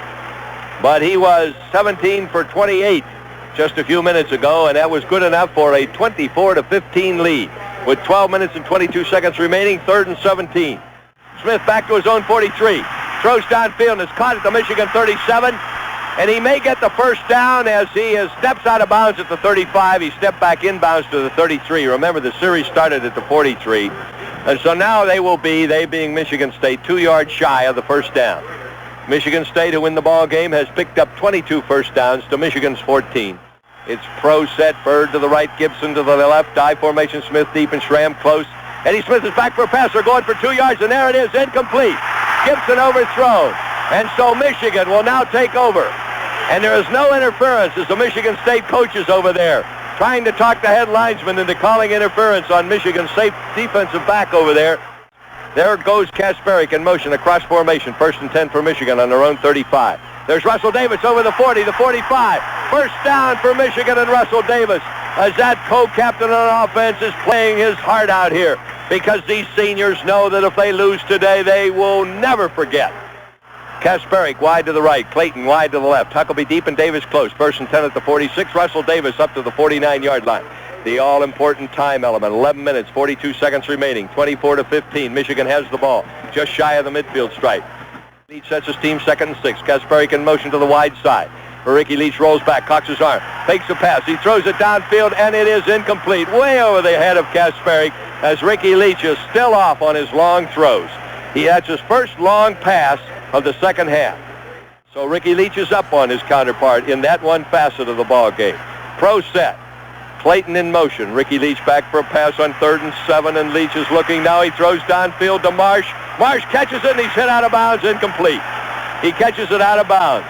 And number 1 over there, number 1 for Michigan State, of course, is that halfback Stanton, Jerry Stanton, covering well on the pass defensive situation. First down because Michigan had 12 men on the field. And so this time Greg Wilner will punt for the second time in the ball game. It's only the second punt of the entire ball game from his own 35-yard line. A high angling kick, a fair catch at the 8-yard line down there by Smitty, and it's 1st and 10 for Eddie Smith and company on their own 8-yard line with 10 minutes and 52 seconds remaining. And listen to that Michigan State band across the way. A 43-yard kick, well over his average of 39.5 yards coming into the ball game. Eddie Smith sets his team. Smith deep, Schramm close. He has Gibson wide to the right, Bird wide to the left, a long count from center, and he gives to his fullback, Schramm, who's up over the 10, 11, 12, 13, 14-yard line. Michigan expecting a pass. Eddie Smith fooled him completely. Handed the ball off to his fullback. He found running room up there. Got nice blocks up front from McCullough, along with Foster. Eddie Smith was 2nd and 5. Hands off to the halfback. He is dropped right there. Reeves right at the 10-yard line. Just as we say he's out, he's back into the ball game. And so Eddie Smith with 3rd and 7. And this is critical because it's 9 minutes remaining. Eddie Smith is back to the goal line. Throws it over the center, and it's caught in there, and he's up for the first down to the 20, the 25, and dropped on the 28-yard line. The voice of Michigan State football can be heard in the background roaring their approval. It was Steve Smith, number 20, who caught that pass, the same pass play that has been good all afternoon. Reeves deep, Schramm close. Eddie Smith 1st and 10 at the 28-yard line, 9 minutes and 5 seconds remaining in the 4th quarter. There is a look-in pass, and it's over the head of the intended receiver, Sam Howard, who has got 3 passes. He's a split end from Florida. Only a sophomore. Remember, I told you at the outset of this game, Michigan is primarily a senior team. Michigan State is primarily a sophomore and a freshman team. Smith deep, Schramm close. Smith takes. He's hit right there. He doesn't break the tackle right at the line of scrimmage, the 28-yard line. Smith is hit by Gene Bell, number 42, the Wolfman, or the strong safety, and it brings up a 3rd down. So it'll be 3rd down and about 9. And he would like this one very much with 9 minutes remaining in the ball game. Smith, a look-in pass, and it's dropped. He caught it, and he dropped it. The fullback, I think it was Bramer, the tight end. 105,132 fans. That is the 3rd largest crowd. Only the Ohio State game in 75 and 77. A state punt rolling around the Michigan 30. The Wolverine 26 as Mike Jolly allows it to roll dead. And the clock stops with 8 minutes and 5 seconds remaining. Michigan State 24, Michigan 15. Still plenty of time in this ball game. Check in the Michigan offense. Check in the Michigan State defense. With the I formation, Huckabee deep and Davis close. Ricky Leach fake to Davis, gave to Huckabee. Davis did the blocking. Huckabee ran through behind him on the isolation. Huckabee got the linebacker. Davis blocked the linebacker. They have to score twice. It's Huckabee deep and Davis close, and here comes Clayton in motion across formation. And there is Ricky Leach back for a pass. He cocks his arm. He throws a swing pass out there to Huckabee. He's caught at the 35 and is dropped right there at the 34-yard line. Remember, the series started at the 25 where the punt rolled dead. Stakowitz's punt, the leading punter in the Big Ten, one of the finest punters in the history of Michigan State football. His only punt of the afternoon. And it rolled 54 yards. Ricky Leach rolls out the right. Ricky Leach has the first down at the 31 or 36-yard line. Boy, he needed 1, and he just picked up about 1.5. Timeout momentarily by the officials as they move the chain gang down. 6 minutes and 42 seconds remaining. Clayton along with Mitchell. It's Huckabee deep, and Huckabee takes, and he cuts back in at the 40 and hit at the 41-yard line. There's a flag on the play. So the whistle stopped the clock with 6 minutes and 29 seconds remaining. At the 30-yard line. Ricky Leach hands to Russell Davis. He gets up to the 35, to the 35.5-yard line. The clocks continue to move. A bitter pill of defeat. And, of course, Michigan State from the heights of ecstasy are just 6 minutes away from that particular goal. Ricky Leach rolls back, cocks his arm, 2nd and 11 on the 27. His arm is hit as he throws the ball. It's an incompleted forward pass. and the Michigan State lads jump all over Bernie Hay. It's Huckabee deep and Davis close, and Ricky Leach under center. He has it first, 3rd and 11. There's a drop play to Huckabee. He's down over the 40, the 45, almost a first down. It'll be 4th down and 1, and you can guess what Michigan will do here, trailing by some 9 points. There's no question that they will go for 1 yard here. 2 tight ends in a balanced line. It's power football, the bone. Russell Davis close. Clayton and Huckabee deep. Russell Davis has the ball, and he picks up the first down to the midfield stripe. He needed 1, and he got 6 on a great second effort. He was hit at the line of scrimmage, rolled off, and moved that big frame of his all the way down to the midfield stripe. In the I formation, it's Huckabee deep and Davis close. There goes Clayton in motion to set up the pro set. There's Ricky Leach back for a pass. He throws downfield, and it's almost intercepted by Michigan State's co-captain on defense, Dan Bass. Rising to the occasion, playing their hearts out against the number 5 team in the nation, composed of sophomores and freshmen. They deserve all the credit in the world. Huckabee deep and Davis close, and Ricky Leach is back here on 2nd and 10. Cocks his arm and throws downfield. The intended receiver had his back to Ricky Leach, but there is a flag on the play, and I believe Michigan had a man illegally downfield. Is that? But back to the field of football. It's Kasparik wide to the left along with Clayton. Ricky Leach back on 2nd and 25. Leach at his own 25. He's scrambling. He's looking. He can't find a receiver. Ricky Leach is still scrambling. Now he throws downfield, and it's incomplete. The intended receiver down there was Russell Davis. Ricky Leach looking for Davis at the Michigan State 35-yard line. He found him all right. Davis was covered down there by Mark Anderson, the free safety. And that stopped the clocks. This is all you can say it did for Michigan. For Michigan State, it means that the ball comes back upfield to the Michigan 34-yard line. The passing situation on 3rd and 25. Ricky Leach at his own 25. He's being chased. He has plenty of time. He's going to eat the ball at the 29-yard line. He's going to eat the ball at the 29-yard line. Ricky Leach with 3rd and 25 eats the ball back at the 29-yard line. And it has moved in 18 yards from this to western sideline. Look at the Spartans go wild here with 4 minutes and 1 second remaining. 35 yards the first time, 43 yards the second time, just about his average of 39 yards on the season. He's standing at his own 16, a high, long, end-over-end kick, and it's taken by Smith at the 30. He fumbles the ball, and it is recovered. I don't know who recovered it. No, they're claiming it's Michigan State's last possession before it went out of bounds. So Michigan State recovers. We're going to pause 15 seconds for station identification over this, the Michigan Green and White Football Network.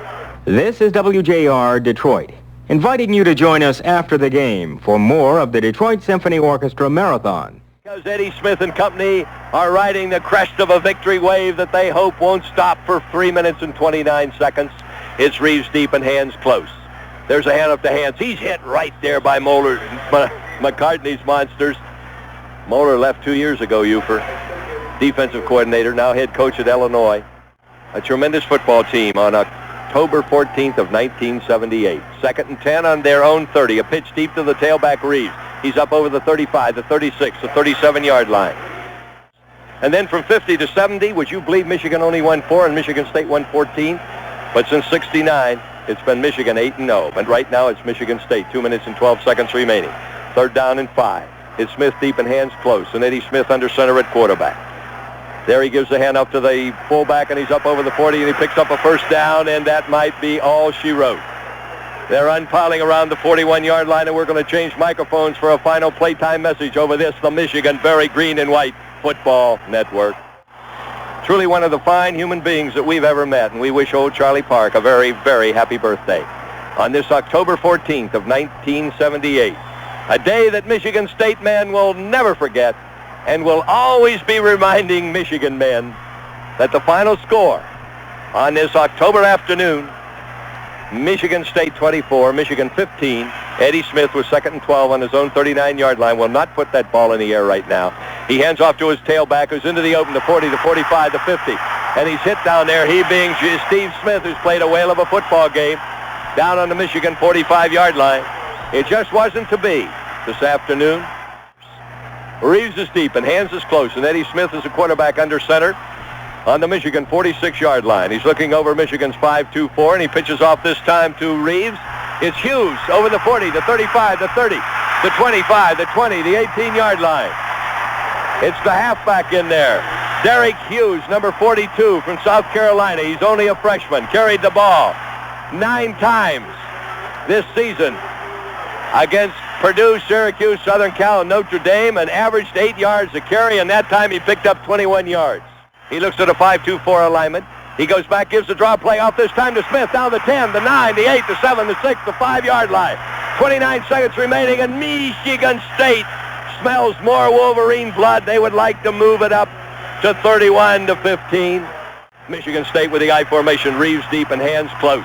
There's a fumble on the play, and I believe we're not even going to call it. The $200 an hour men will call it. Baseball for the moment. Michigan State taking plenty of time to line up. One man back now. The quarterback, Eddie Smith, sets his team. He's going to quarterback sneak. That's all there is. There isn't anymore. Michigan State fans go wild. If these were the old days, they would tear down the wooden goalpost. But look at the Spartans. They deserve victory. They outplayed Michigan this afternoon in every facet of the game. And they came away with a fine, hard-fought, well-earned 24-15 win. The game saw Michigan State rise to the occasion and break the Wolverines' 8-year stranglehold on this annual conflict by turning back the Wolverines in one of the finest games that Michigan State has played here or in East Lansing in a long, long time. The final score again, the victory-hungry Jolly Green Giants from East Lansing 24 to the stunned Michigan Wolverines 15. Today's win was the Spartans' 21st victory to Michigan's 45 in this long, colorful interstate rivalry that began way back in 1898. Michigan State now goes home to play 6 of the have-nots in the Big Ten, and they're in an excellent position to win the Big Ten football championship of 1978 because Michigan, Ohio State, and Purdue all have to battle each other, while all Michigan State has to do is play like they did today, and they'll be a shoo-in for at least a tie for the Big Ten championship. With new little pillows of softness. See the pillows? You can feel the difference. It does feel softer. You can feel it too. New Northern feels softer. Don't miss the Darryl Rogers Show today at 1 on 7.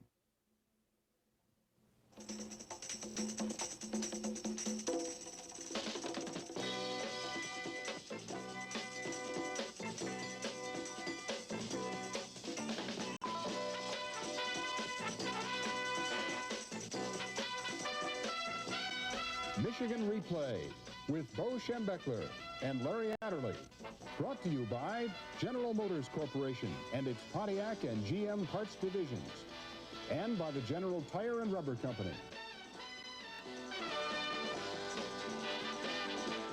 Welcome to Michigan Replay on a day that is not that happy for Michigan fans everywhere, but let me bring out the one bright note that you can look for in all of this cloud that perhaps is over the school. The last time this happened, that Michigan State beat Michigan, you took the Wolverines all the way to the Rose Bowl and won a share of the conference championship. That's right, we did. That was back in 1969.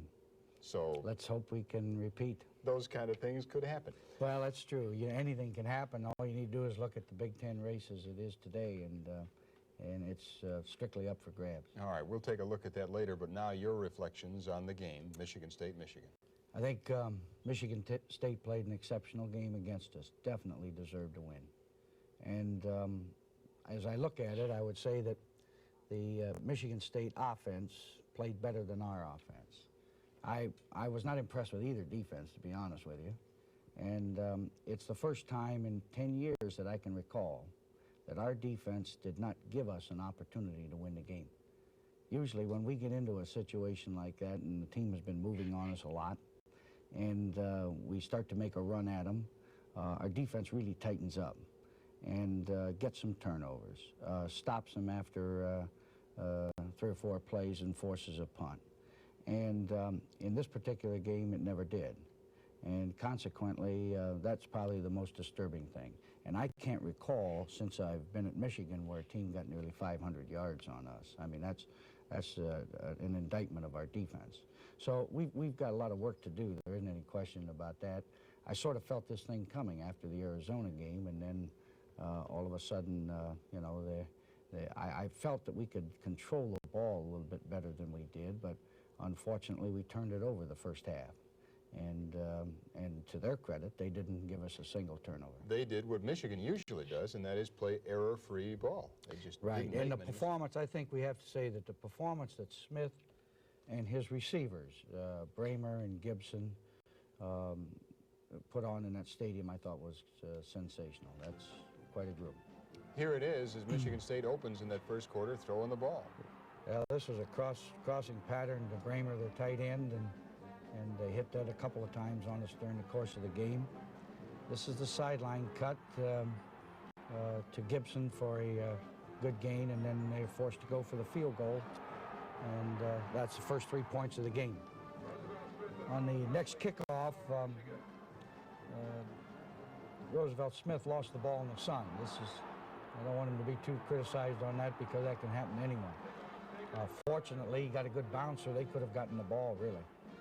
And on the first play, on the trap option, Leach comes out for a good gain, and we get ourselves some field position to start with here. No big problem out of that kickoff, then. Well, no, we got out from under that pretty well, but unfortunately here we overthrew the receivers and had an interception, the first of 3 in the first half, and those 3 really hurt us, so there's no question about that. So that gives them another opportunity, and here's Smith throwing again to Gibson over the middle. He did a tremendous job of threading that ball in there. In many cases, it was just out of our reach. And this was a short yardage play that hurt. They ran the sweep and got down in close on us, and then eventually scored on this play, which was a flood pass to the fullback in the flat. And we had a missed assignment, and they scored. Side was all cleared out. Is there an explanation for why the pass rush does not get to Eddie Smith, or at least didn't? Well, he drops deep and he throws quick on rhythm. He's an excellent thrower, and his timing is beautiful. And I think more than anything else, I haven't seen anybody get to him too often, really. But then we turn right around, turn the ball over to him again at the 20-yard line, and you know, you take a good football team, you just can't do that. Keep getting an opportunity. That's the same crossing pattern again that they hit on us, which got them down in close, and then the sweep broke inside here and got down inside the 5-yard line, and then they score here on a dive, and now we're 17 points down. Those runs disappointed you perhaps more than the passing effect. In my honest opinion, had we played the type of run defense that we played in the past, I don't think the passing alone would have beaten us. But when we gave them so much yardage running as well as what they got passing, that was our undoing. But here we are starting a drive, and bootleg pass, and Rick scrambles for a first down. This is a play I don't think he went to the right receiver here, and unfortunately we overthrew it again, and they got an interception third down, and that hurts. So we really didn't mount anything the first half because we turned the ball over. You just can't do that. I don't think it was a fact that we couldn't move on them, it was just that we didn't do a good job. Here in the third period on a sprint option, Huckabee gets a good gain, and we took the second half kickoff, Larry, and did a good job of moving with it. And Harlan picked up a first down here. I thought Harlan played a great game for us. He's really come on as a tailback for us this year. I think he's done a tremendous job. Here's Russell going for the first down. Huckabee again breaks outside and picks up another one for us at the 5-yard line. And then on this play, Rick runs in for the touchdown. And in my opinion, we're back in the game. But unfortunately, they took the ball, went right down, scored, and made it 24 to. That's when I thought our defense should have come to life and held them. This is a very key play. Third down, 15, and a crossing pattern to Bird for a first down and a 20-yard gain really hurt. But Smith made the key plays all afternoon, particularly on third down. And here's a screen pass to the fullback for a good gain. And they're down in there close on us again. And he fakes again and goes wide to the tight end. And Bramer runs in for a touchdown, and now we're trailing 24-7. Otherwise, it's 17-7, and you still got a chance to come back. That was a disappointing thing. But, you know, they took the ball and went right down there and earned a touchdown. Here's a pass to Doug Marsh for 45 yards. It puts us down in scoring position again, and we're still in the game. In the fourth quarter, we pitch out to Harlan here, makes a great run for a first down, and then we give the ball to Russell Davis, who goes in for the touchdown, and we're back in the game. We go for the two-point play, figuring to close it as close as we could, with the possibility of a touchdown, a field goal winning it for us. Here's a reverse to Gibson. We're backside in, lost leverage, and they went for a good game. But here we forced a punt, and unfortunately, at that point in the game, I think is where we illegally substituted, and that hurt us an awful lot, because we could have gotten the ball back right then, and we didn't. We lost 2.5 minutes in momentum. I think momentum more than the 2.5 minutes, by virtue of a coaching mistake. That's our fault. We should have got a fella in when Mike Harden was hurt. And you didn't have a player in soon enough. We didn't have a player in there soon enough, and that hurt us. That's a confusing call, I know, for many of the people in the stands. Well, it sure was, but it's definitely my fault. There's no question about it. I should have known that Harden was hurt and had another guy in there. Here, Rick gets sacked finally when he's scrambling around, and that's about the end of the game for us. It wasn't a very good performance. You had a chance to make that one more drive, but that just didn't work out either. But I do want to say this. I think Michigan State played a great game. Particularly offensively. I was impressed with the way they moved the football. They had a good game plan. They attacked our defense well, and they did a great job. I think that their offense outplayed our offense, and defensively, their defense probably played a little better than ours, although I don't think that their defense beat us. It was their offense that beat us. Not the kind of defensive game you'd like to see, but this is turning into a rather strange situation, a strange season for college football teams, and we'll take a look at that a little later on as we continue on Michigan Replay. Back in a moment with the story of an assistant coach.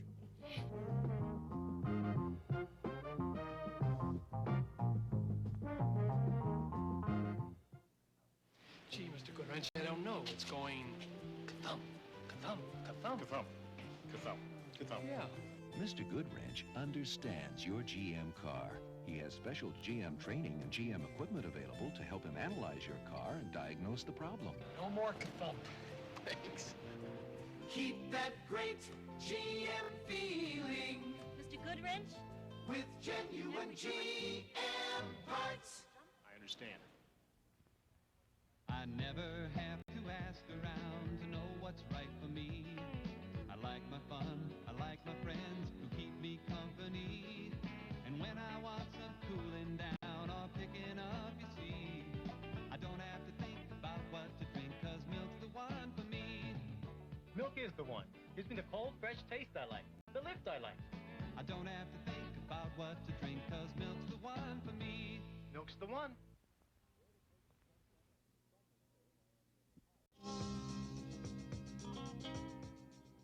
Where do coaches come from? Some would say Miami of Ohio, but actually it's from the football field, with players turning into graduate assistant coaches, then head coaches. One such example is Michigan's Bob Thornblade. I'm not actually a graduate assistant, but I'm a glorified graduate assistant in that the NCAA has different rules now. They allow 2 part-time coaches. So I'm a part-time, full-time coach, which means I'm here all the time. I do a lot of administrative things, everything from help the coach and assist at a different position in the offensive line underneath Coach Hanlon and Coach Udell, to making sure Bo gets his matzo ball at lunchtime when he sends me up to the corner. So in other words, you work full-time, but you're paid part-time. Is that it? Well, there's the NCAA rules stipulate how much you're allowed to receive and how much money you're allowed to get. But I do awfully good by Bo.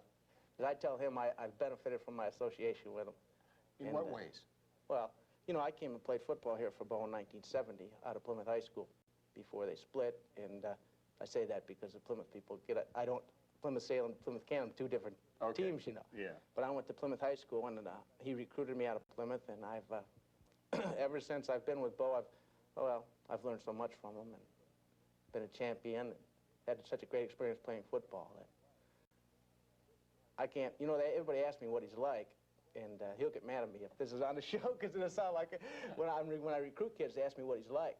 But I say, other than my father, who I have a very special relationship with and love, he's the finest man I've ever met, and stimulating, challenging guy as a player. He's the same way as a boss, you know, a guy you work for. He gets the best out of you. He's demanding. He makes you work hard. That's why everybody, I said to my wife the other night, I said, man, you look tired. She said, you look tired. I said, I'm beat. She goes, well, what's the matter? She goes, well, I said, I'm trying to keep pace with a 48-year-old man that's had open heart surgery. I said, man, he sets a wicked pace. Obviously, you feel this is the way to go, then, to get to be a head coach. Yeah, yeah. Most of the coaches now, of course, Bo was, you know, Bo started it, and Woody loves to tell the story, you know, because he started for Woody. Bo always tells a great story when he's a graduate assistant at Ohio State, tells me how good I have it. He can remember when Woody sent him in to clean the cleats off, to polish guys' shoes. Your responsibilities on game day frequently take you out of town, and you miss the end result of a week's work.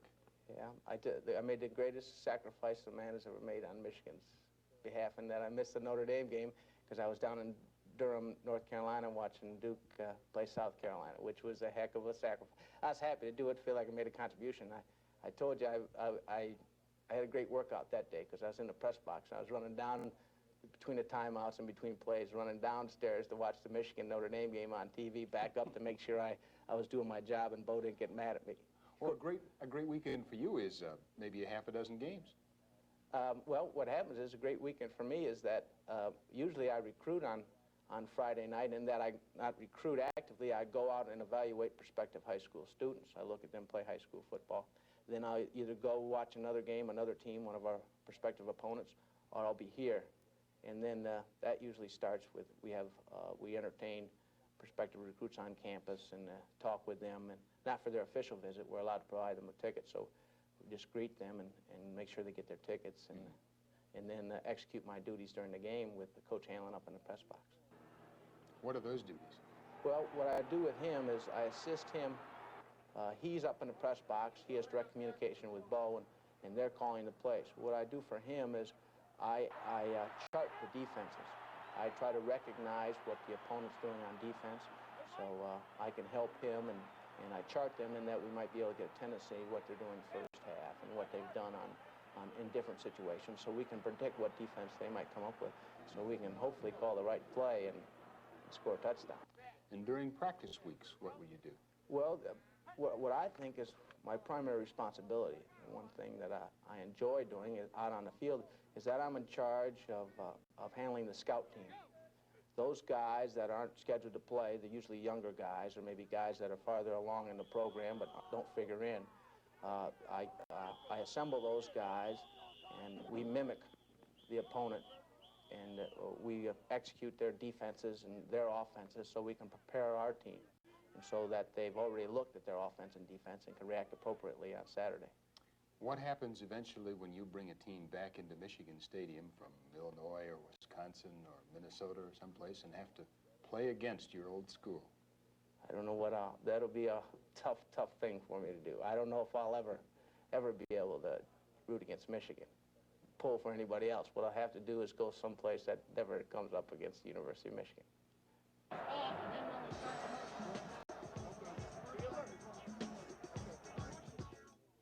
We are super critical on that line. We'll knock down engines for a bad paint job, and that's no jive, man. Quality control is the most important aspect of the whole business. James Rock, Quality Control Inspector. This is who we are and what we do at General Motors. If the customer has problems with that car, then we got problems, because he's not going to be a General Motors customer again. We have 9 inspection stations. I go around to critical points on the line to ensure that they're doing the job right. I run hot tests. You can listen to that engine and you can say, well, this one's a good one or this one's a bad one. It's a good feeling.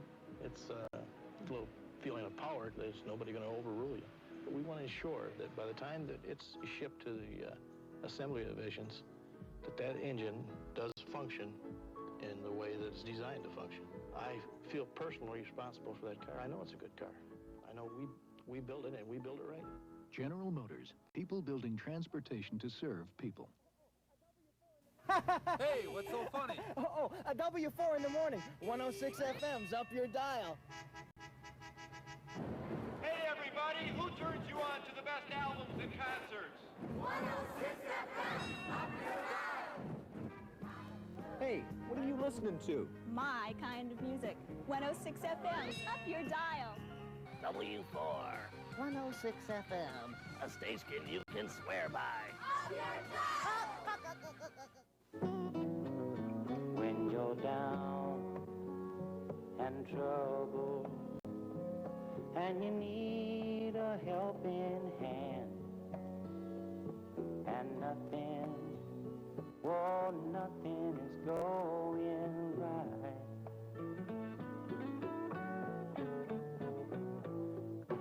You got a friend. You got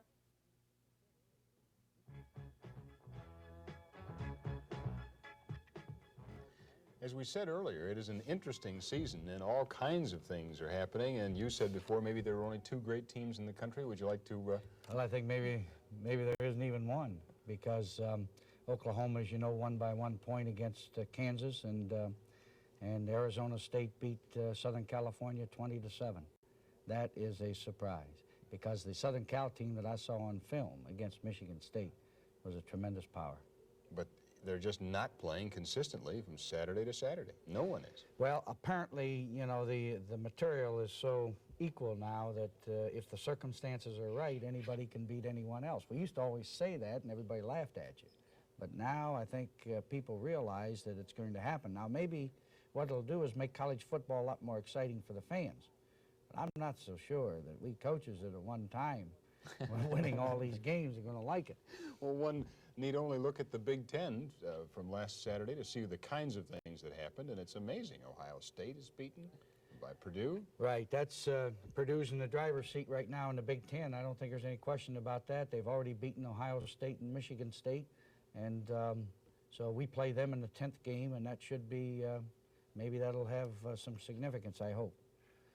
Minnesota beat Iowa, but Minnesota, of course, already lost to Ohio State, and so we really don't know about them. We'll meet them in 2 weeks here in homecoming.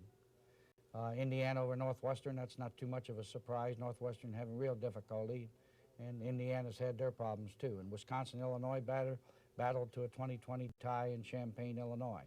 And I'm not surprised at that, because although Wisconsin is undefeated, and they only have a tie on their record, and they play one more conference game than we do. So they still have that tie is going to mean nothing to them. That's a half game, but it really gets thrown out. That's a half and a half, so I think it's pretty much thrown out. But I knew that Illinois would really go after him after what happened a year ago up in Madison.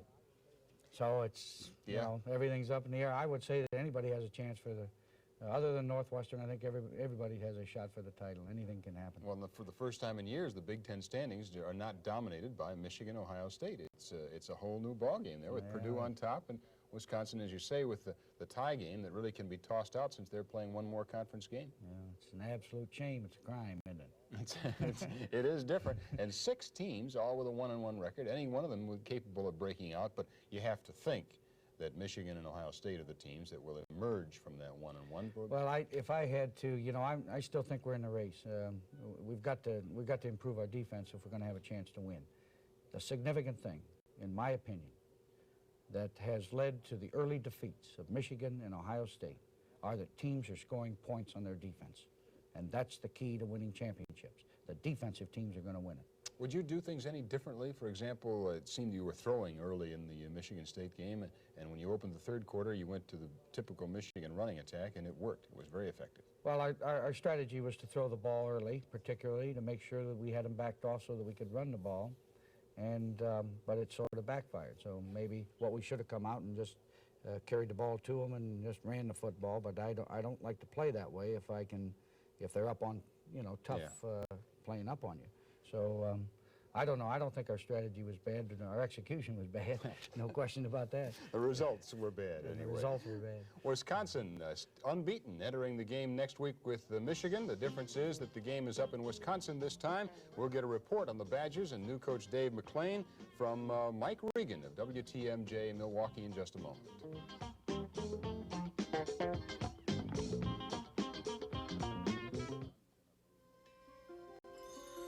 Once in a blue moon, a new car emerges, an extraordinary car, destined for a place in the sun. This is the 1979 version of the Pontiac Grand Prix, carrying on the grand style in the classic tradition, offering special attention to the driver, with perhaps the handsomest dash on the highway. The Pontiac Grand Prix, for the individual who wants to set himself apart. Wheels and Deals, a custom car show and more rolls into Detroit. See the large display of custom cars and rods. Now, if you're a biker, Wheels and Deals has something for you, too. Get ideas for your own van from the Super Custom Van at the Wheels and Deals show. The classy chassis Detroit Piston cheerleaders are also going to be strutting their stuff at Wheels and Deals. That's October 20th, 21st, and 22nd at the Light Guard Armory, East 8 Mile Road. Wheels and Deals, a custom show and more. Just once, I'd like to get an end-of-the-year price on a beginning-of-the-year car. Just once. Just Once has just arrived, and so have the 1979 Chevrolets. At Marola Chevrolet, Just Once will happen just once. An end-of-the-year sale at the beginning of the year. But hurry to Marola Chevrolet. Just Once will last just so long, and then you'll just have to wait another year.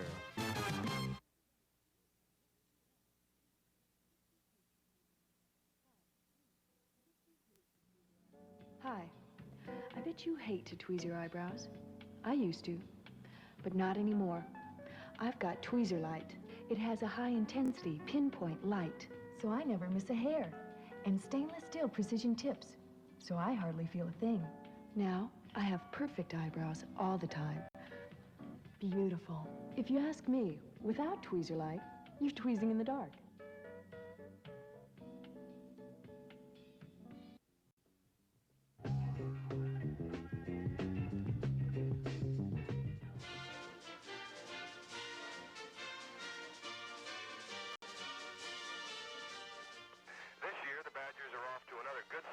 Dave McClain, a Bo Schembechler assistant at Miami, who brought his multiple offense along from Ball State. Ironically, it's a drop-back quarterback who has led the Badgers most of the season. Junior Mike Kalismicki, a third stringer at the beginning of the year, replaced injured freshman John Jostin and ineffective senior Charles Green against Oregon, and threw two fourth-quarter touchdown passes in a 22-19 victory. But the man who makes the Wisconsin offense go is senior tailback Ira Matthews.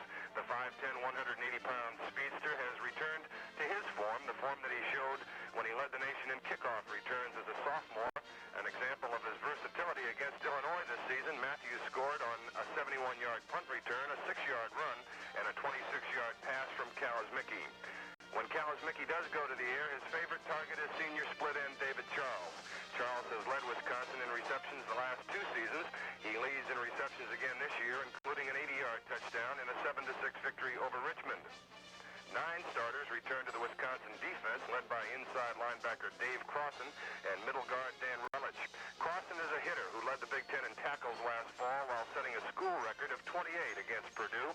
At 5'11", 210 pounds, Relich is relatively small for a middle guard, but has excellent speed and quickness and is back to 100% after missing the final 5 games last year with a knee injury. After Michigan, it doesn't get any easier for the Badgers, who meet Michigan State, Ohio State, and Purdue on successive Saturdays.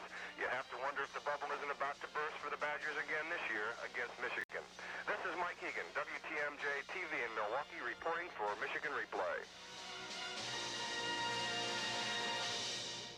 The man who designed their schedule didn't do them any favors with the 4 games they've got coming. Well, it's nice to go in undefeated, and I'm sure what's happened to us the last couple of weeks will give them a lot of encouragement. And if what you said a moment or two ago about defenses falling off some, this Wisconsin team can hurt you.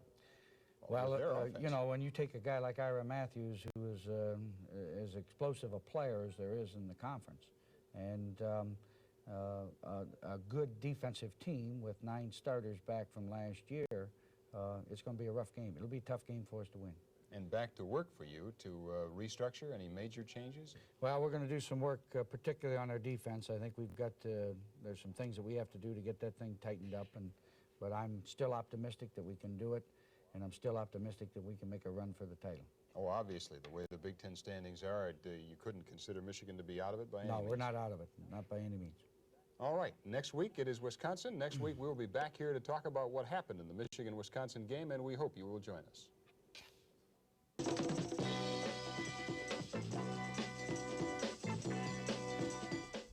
Michigan Replay has been brought to you by General Motors Corporation and its Pontiac and GM Parts divisions, by the General Tire and Rubber Company.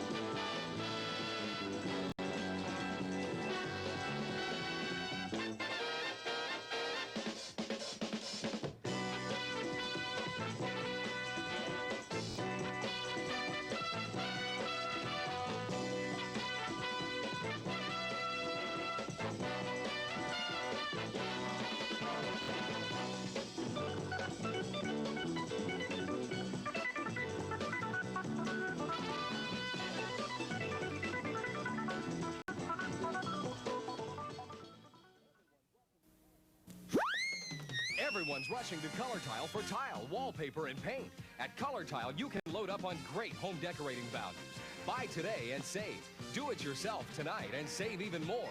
At Color Tile, you always find a huge in-stock selection at fantastic savings, like decorator vanities from only $39.88, and save on Armstrong sheet vinyl from only $2.79. At Color Tile, everyone saves. Shop Color Tile now. Sometimes you feel like a nut, sometimes you don't. Almond Joy's got nuts, Mounds don't. Almond Joy's got real milk chocolate, coconut and munchy nuts too. Mounds got deep dark chocolate and chewy coconut. Ooh. Sometimes you feel like a nut, sometimes you don't. Peter Paul, Almond Joy's got nuts, Peter Paul, Mounds don't. Because sometimes you feel like a nut, sometimes you don't. The 1978 United Foundation Torch Drive is underway now. Won't you lend us a hand? People who need people who care. Del Warner hosts Woman to Woman today at 3 on 7.